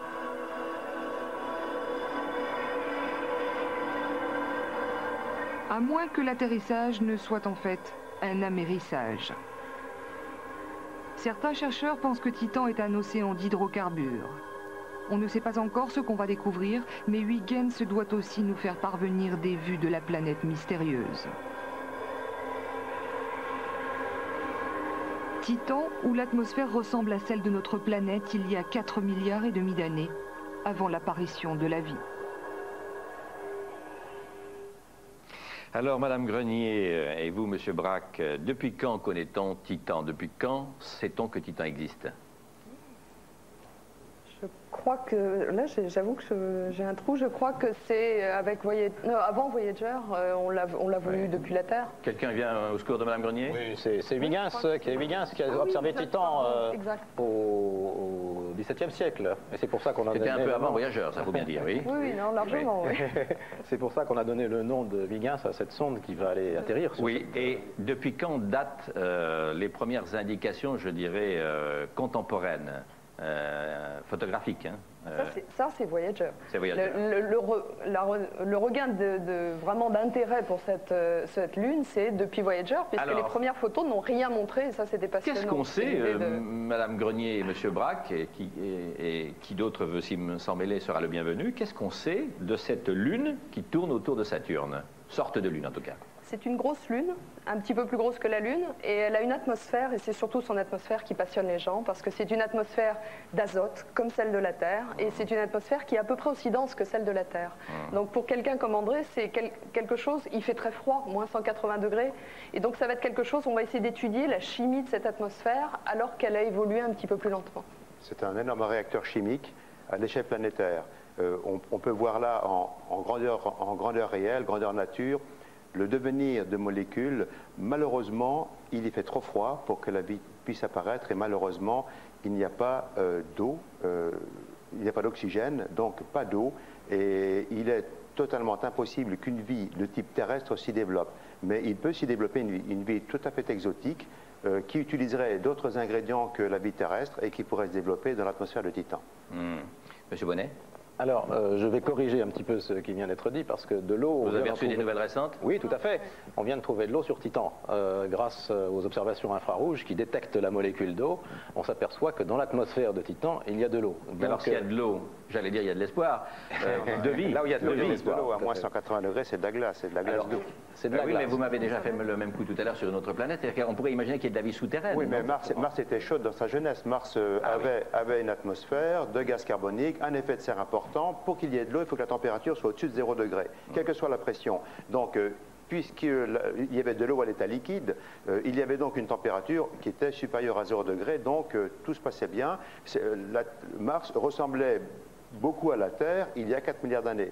Titan, vraisemblablement, n'a jamais ressemblé à la Terre, même si on a trouvé de l'eau, enfin, c'est pas quand même des tonnes d'eau. Hein, oui. Monsieur Bonnet? Donc, il y a de l'eau qui tombe sur Titan. Maintenant, qu'est-ce qui se passe? Prévision météorologique pour demain sur Titan, peu d'eau, c'est ça? Oui, il ne pleuvra pas. Mais il y a beaucoup d'autres choses. S'il pleut, ça sera des grêlons. Oui, c'est ça. Mais il y a des endroits où il peut faire chaud sur Titan. Il peut y avoir des geysers, il peut y avoir des endroits où il y a des frottements qui se produisent sous la croûte de Titan. Il peut, vous l'imaginez, où il y a des indications qui permettent de penser que? On sait que Titan, qui est autour de Saturne, possède des effets de marée considérables. Or, les effets de marée dans une croûte solide même de la Terre, ça produit des échauffements. Ouais. Et donc, si vous avez de l'eau souterraine, il se peut qu'elle soit sous forme liquide. Donc, c'est vraiment un endroit qui, à mon avis, vaut la peine d'être exploré pour chercher des petites bêtes. C'est des choses incroyables que vous nous racontez là, parce qu'il faut quand même replacer les distances. Alors, pour placer les distances, faisons 3 comparaisons. À quelle distance la Lune se trouve-t-elle de la Terre? 1 seconde-lumière. Maintenant, la distance Terre-Soleil. Ça, c'est 8 minutes lumière. Bon. Maintenant, la distance Terre-Mars. Bon, c'est un petit peu plus, 15 minutes à peu près. Un quart d'heure. Un quart d'heure. Voilà. Et maintenant, la distance Terre-Titan. 80 minutes. 80 minutes, oui. Lumière. Lumière. Et 80 minutes lumière, ça fait à peu près quoi? 10 fois la distance Terre-Soleil? Oh, ça paraît incroyable qu'on arrive... Pardon? 1,5 milliard de kilomètres. Oui, ça paraît tout de même extraordinaire qu'on arrive à aller photographier, puisque maintenant on reçoit des photos, n'est-ce pas? On en montre là, une planète aussi lointaine. Alors pour vous, monsieur Braque, pourquoi cet objet d'observation Titan est-il si passionnant, si intéressant? Il s'y développe une chimie tout à fait intéressante, différente, certainement globalement différente de ce qui se passe sur la Terre, mais extrêmement intéressante. Donc pour tout chimiste, les chimistes aiment bien avoir des réacteurs de contrôle. On sait que sur Terre il y avait de l'eau, il faisait bon, il faisait une température clémente, il y faisait bon. On sait que sur Titan il y fait froid. Que deviendrait la Terre si on la plaçait vraiment dans des conditions très froides? Que peut devenir l'évolution chimique qui sur Terre a donné la vie, que donne-t-elle sur Titan? On a donc un élément de comparaison. Ouais. Et alors, monsieur Bonnet, il paraît qu'il neige sur Titan en plus? Alors, vous avez dans l'atmosphère de Titan tous les ingrédients qu'il y avait sur la Terre pour créer la vie qu'on a sur la Terre. Je vois déjà d'ici les promoteurs de vacances passer Noël sur Titan. Oui, mais vous en portez un anorak, hein, parce qu'il fait froid. Mais effectivement, cette atmosphère de Titan, quand elle est éclairée par le Soleil, qui est pâle, mais soumis aux orages qui existent dans l'atmosphère, eh bien, on a pu montrer qu'il se crée essentiellement des molécules qui sont ce qu'on appelle prébiotiques, c'est-à-dire préliminaires à l'apparition de ce que nous appelons, nous, les acides aminés, les protéines, etc. Ouais. Et donc, c'est pour ça que c'est intéressant. C'est pour ça que ça me passionne, moi, d'aller voir ce qui se passe là-bas, quand même. Enfin, d'aller voir, du moins de recevoir des images, non? Bien sûr. Oui, vous n'êtes pas en train de me dire que vous aimeriez aller y faire un tour? Avec mon grand bras. Aussi, j'aimerais bien. Qui sont intenables. Monsieur Berthoz, vous m'avez l'air beaucoup plus sage. Vous, le physiologiste que vous êtes, attend avec prudence. Il n'y a rien à voir pour vous là-bas, à Titan? C'est trop loin? Pour le moment, non. Le physiologiste, pour le moment, est intéressé par les effets de la gravité sur la vie. Et nous attendons donc nos collègues nous découvrent des petites bêtes qui se sont adaptées à ces conditions particulières pour regarder où à la gravité, la température, etc., des animaux nouveaux qui nous obligent à faire une physiologie nouvelle. Ouais. Mais c'est peut-être que des bactéries, donc à ce moment-là... Je voudrais demander à M. Braque et à Mme Grenier s'il y a d'autres découvertes récentes de la sonde de Galiléo, notamment Europe, sur lesquelles il faut dire quelque chose. Europe, c'est-à-dire un satellite de Jupiter, c'est ça? Tout à fait, donc un petit peu plus près de nous. Oui. Et c'est encore la même idée. Europe, si vous la survolez, on a vu passer quelques images tout à l'heure, ça ressemble à la banquise. Donc c'est aussi un monde gelé, mais c'est un monde sans atmosphère. Même chose, une croûte de glace. Mais voilà, dessous, si ça ressemble à la banquise, les géologues nous disent, mais c'est peut-être qu'il y a un liquide dessous, donc un océan, et on recommence l'idée de se dire, il y a peut-être de la vie qui s'est développée dans l'océan. Monsieur Braque, la croûte de glace, c'est quoi 100 km. 100 km. L'estimation. Et sur cette croûte de glace, ce qui est fantastique, c'est qu'il y a des morceaux de banquise qui pivotent. Et si ces morceaux de banquise pivotent, ils pivotent sur quelque chose qui les fait pivoter. Donc sur du liquide. Vraisemblablement un océan d'eau liquide. Qui serait en dessous. En dessous. Et s'il y a donc 100 km de carapace, de glace, et ensuite peut-être vraisemblablement un océan d'eau liquide. Et qui dit eau liquide dit peut-être bactéries. Donc après Titan qui est parti, après Mars qui va partir, destination Europe. Et je vous recommande de faire une émission sur Europe, puisque là, il y aura,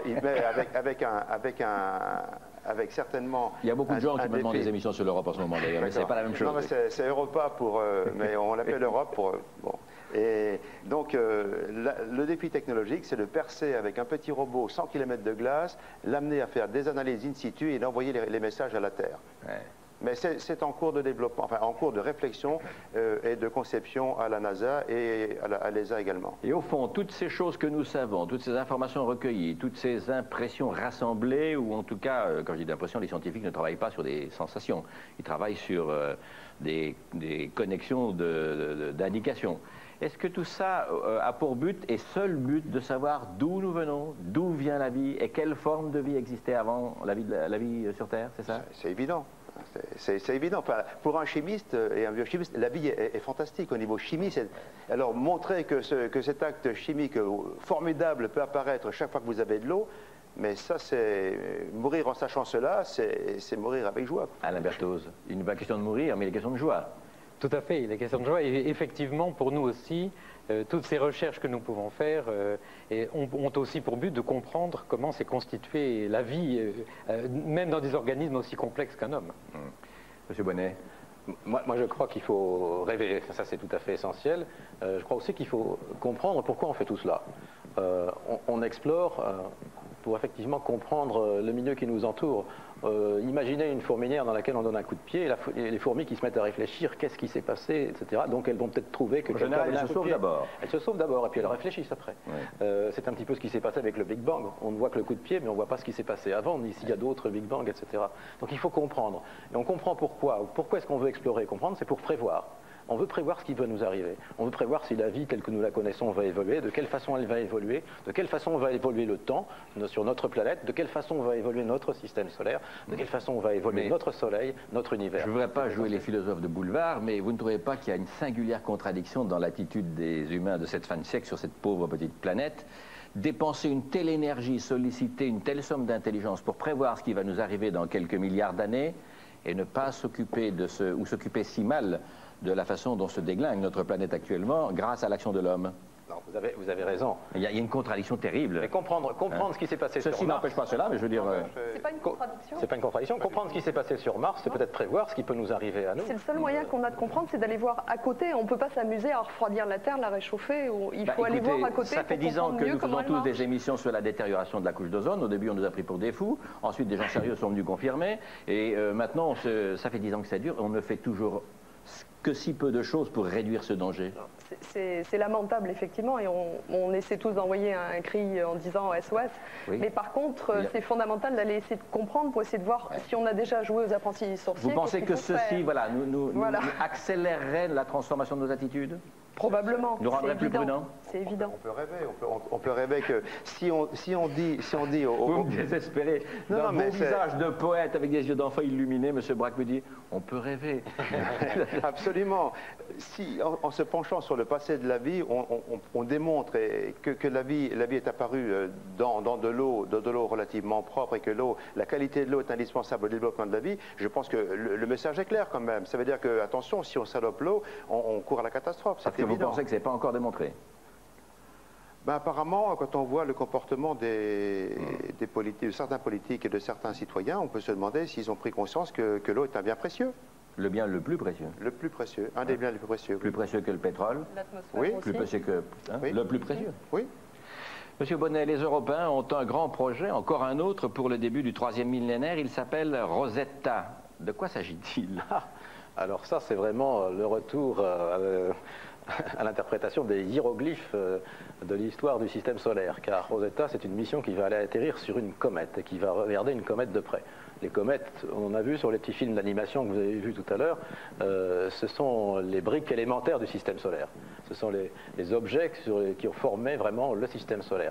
Donc aller voir ces éléments-là, c'est comprendre comment le système solaire s'est formé. Et donc nous allons lancer en 2003 une sonde qui va partir vers une comète. Nous, c'est qui? Les Européens? C'est l'Europe. L'Agence spatiale européenne avec la plupart des pays européens qui sont impliqués dans l'Agence spatiale européenne. Et quelques pays associés d'ailleurs, non? Au premier rang desquels on trouve tous les pays européens, les États-Unis partiellement associés, ça, effectivement. Et donc nous allons atterrir malheureusement 8 ans plus tard, en 2011, sur cette comète, parce que la durée du voyage est extrêmement longue. C'est pour ça que je dis qu'il nous faut des systèmes de propulsion beaucoup plus rapides que ceux qu'on a aujourd'hui, si on veut faire des progrès dans le futur. Ouais. Alors là, quand on sera sur cette comète, on va pouvoir voir ce qui s'y passe. Vous savez qu'il y a une théorie qui dit qu'il y a beaucoup de matière organique sur les comètes et que la vie a aussi été créée par le bombardement des planètes par ces comètes. Rappelez le nom de la comète qui fera la une des journaux en 2011. Oh, elle a un nom tout à fait peu poétique, il s'appelle Virtanen, du nom de l'astronome amateur qui l'a découvert. Et qui, pardonnez mon inculture, Virtanen, son époque c'est quoi? Son époque, c'est-à-dire, oui, il est récent, c'est un astronome récent. C'est un contemporain? Oui, tout à fait. Je ne savais pas. Je vous remercie infiniment. On passerait vraiment des nuits et des nuits à vous écouter. Je vais terminer par deux personnages qui fascinent les jeunes gens qui sont derrière, et moi le premier d'ailleurs, c'est-à-dire ceux qui ont volé. Quand on a vu la beauté de la Terre vue d'en haut, et puis la beauté de l'espace vue de vos vaisseaux, c'est difficile de redescendre sur Terre, puisque vous, apparemment, vous avez l'air d'en être redescendu en bon état psychologique. Selon toutes les apparences, ce qui n'est pas le cas de tout le monde, il faut rappeler, des gens sont tombés malades, d'autres ont sombré dans l'alcool et Dieu sait quoi. Il y en a qui ont fait de la politique, mais ça c'est une activité qui est licite. Après ce qu'on a vu la Terre de l'espace, on a l'impression de la Terre comme planète. Nous en avons parlé astronomiquement aussi. On apprend à considérer la Terre comme planète en regardant les autres planètes, les autres satellites. Et c'est très important pour comprendre nos origines, qui sont le but de beaucoup d'exploration. Oui. Mais je vais vous poser une question. Quand on est des explorateurs tels que vous, parce que c'est vraiment des fonctions, même si l'essentiel sont les machines et la puissance de calcul et de feu que ces machines ont, est-ce qu'on veut finir ses jours sur Terre parmi les siens ou est-ce qu'on veut finir ses jours dans l'espace et l'infini? Je pense que, après tout ce qu'on a dit tout à l'heure et tout ce que nos amis scientifiques nous ont dit, il est clair que, sachant que la vocation de l'homme est d'explorer et que l'exploration est synonyme de progrès, et de toute façon la bousculade sera grande sur la planète dans quelques 50, 100 ans, 200 ans, on a effectivement envie de faire un pas en avant et puis d'aller voir un petit peu comment ça se passe sur des planètes proches. Et si, sans parler de villages de vacances, comme vous avez dit tout à l'heure, au moins à des explorateurs actifs. Et vous, Monsieur Hoffman? Pour moi, l'exploration, c'est le but aussi de la science. Le Hubble, c'est pour rechercher nos origines. Ça, c'est l'exploration scientifique. C'est pour extendre notre âme, l'esprit humain. Aussi, les voyages faits par l'humain, c'est le même but, au fond. Je crois que dans le futur, le but de l'exploration, c'est de partager les autres planètes, ces idées de nos origines avec beaucoup de gens. Et alors, je vais demander à M. Berthoz, à Mme Grenier, à M. Braquet, à M. Bonnet, si vous n'êtes pas de terribles frustrés parce que vous passez votre vie, les yeux et l'intelligence, le cerveau braqués vers l'au-delà, et selon toute évidence, vous n'envisagez pas d'y aller. C'est bien ça, monsieur? Eh bien, non, en ce qui me concerne, non, mais je dois vous dire que ce qui caractérise les recherches dans l'espace, en physiologie en particulier, c'est qu'elles ont deux visages. Il y a les expériences qui sont faites, comme vous dites, dans l'au-delà, dans l'espace, mais aussi un énorme travail qui est fait au sol, sur la Terre, de préparation dans les laboratoires par toute une communauté. Et donc, nous ne rêvons pas qu'en dans l'espace, mais c'est vrai que ça serait bien de pouvoir voler. Un certain nombre des chercheurs dans notre domaine rêvent de voler, et d'ailleurs certains le font. Dans le vol Neurolab, il y a 2 mois, il y avait des chercheurs qui ont volé et qui ont réalisé ce désir de travailler dans l'espace. Monsieur Braque, vous êtes frustré? Non, je me bats par la pensée. Quand je retourne sur la Terre il y a 4 milliards d'années, je fais le voyage virtuel et je refais de la chimie qui s'est déroulée il y a 4 milliards d'années, donc ça me suffit. Vous y êtes. Vous êtes dans moins 4 milliards d'années, c'est ça? Ou sur Mars pour voir ce qu'il en reste. Et vous, monsieur Bonnet? Moi, je ne suis pas frustré parce qu'on fait des choses tellement extraordinaires aujourd'hui auxquelles on ne pouvait même pas penser il y a 30 ans. Vous ne ferez pas croire qu'un homme sain et carré comme vous n'aurait pas envie d'être dans une fusée, une navette, etc., non? Si ça ne prend pas trop de temps et si je ne suis pas trop malade. Ah bon, d'accord, entre 2 rendez-vous, c'est ça? C'est si je ne suis pas malade. Ouais, entre 2 rendez-vous, parce qu'il faut quand même s'entraîner pendant longtemps. Et vous, Madame Grenier, ça vous donne envie? Ah oui, oui, tout à fait. Moi, ah oui, plutôt 2 fois qu'une. Oui. Ça vous apparaît pas possible? Oh, j'aimerais bien pourtant. Vous êtes jeune? Oui, vous êtes en bonne santé? Mais non, on aimerait bien. Mais un petit défaut quand même pour les scientifiques. Moi, je travaille sur des trous noirs, des choses qui sont très très loin. Franchement, si on y allait, je crois qu'on aurait une petite déception parce que ce qu'on imagine de loin, c'est toujours très différent de la réalité. Et il y a, pour une question qu'on se pose vue de loin, et on découvre 100 000 à l'arrivée qui sont encore plus passionnantes. Alors, c'est pas une frustration, c'est même une fuite en avant. Je vous remercie les uns et les autres de nous avoir aidés à préparer cette émission et d'y avoir présenté France Info depuis 2 jours, fait d'ailleurs un effort d'information, de vulgarisation au bon sens du terme et d'explication qui lui aussi prête à rêver. Depuis lundi, ils vous ont proposé des chroniques du côté des étoiles et Infosciences de Marie-Odile Monchicourt, et ça va se poursuivre. Je veux citer le mensuel Ciel et Espace avec qui nous avons également préparé cette émission, qui vous propose un dossier sur la conquête spatiale d'hier à aujourd'hui. Je veux citer le livre de Jean-Loup Chrétien, Mission Mir, journal de bord chez Michel Lafon, livre de cette année. D'Alain Berthoz, Le sens du mouvement chez Odile Jacob. De Jacques Paul, L'homme qui courait après son étoile, également chez Odile Jacob, un livre de cette année. De Daniel Fischer et Ilmar Duerbeck, Hubble, une nouvelle fenêtre sur l'univers. C'est un ouvrage, chez Hachette Littérature qui a 1 an et qui est assez connu de tous ceux qui s'intéressent à ce sujet, qui est très beau. Et puis facile à regarder, facile à consulter, bref.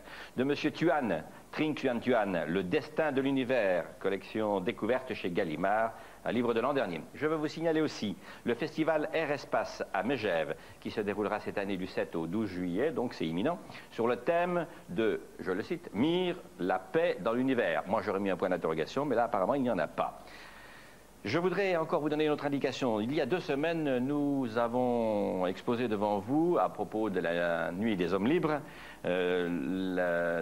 la construction du futur musée du Général de Gaulle et des Hommes Libres qui ouvrira ses portes le 18 juin 2000 aux Invalides. Alors vous avez été un certain nombre de personnes à Grenier protester parce que vous n'aviez pas eu le temps de noter les références pour envoyer souvenirs, documents, objets, armes, tenues, photos, films, enfin tout ce qui rappelle cette époque au musée. Alors le voilà, ce numéro, notez-le bien, c'est la Fondation France Libre, c'est un numéro vert, on l'appelle gratuitement, et vous le voyez, 08 00 pour ceux qui entendent mieux qu'ils ne voient, 18 06 20. Dans 2 semaines, la marche du siècle revient. Elle sera consacrée à des mammifères encore très mystérieux et qui fascinent toujours les hommes depuis des millénaires, nos amis les baleines. Dans un instant, après le soir 3 et le résumé du mondial, un siècle d'écrivains qui vous proposera le portrait de l'écrivain noir américain très connu et très apprécié, Chester Himes, un de ceux qui ont dénoncé tout au long de l'œuvre la condition des Noirs, des ghettos américains. Et puisque cette émission était consacrée ce soir à l'espace et même à l'univers, eh bien je voudrais saluer d'une façon un peu plus précise tous les Français et nos amis et toutes les ethnies qui vivent en Guyane où il y a la base de lancement qui est très connue et qui se trouve à Kourou. Bonne fin de soirée, rêvez bien sous les étoiles. À bientôt, merci.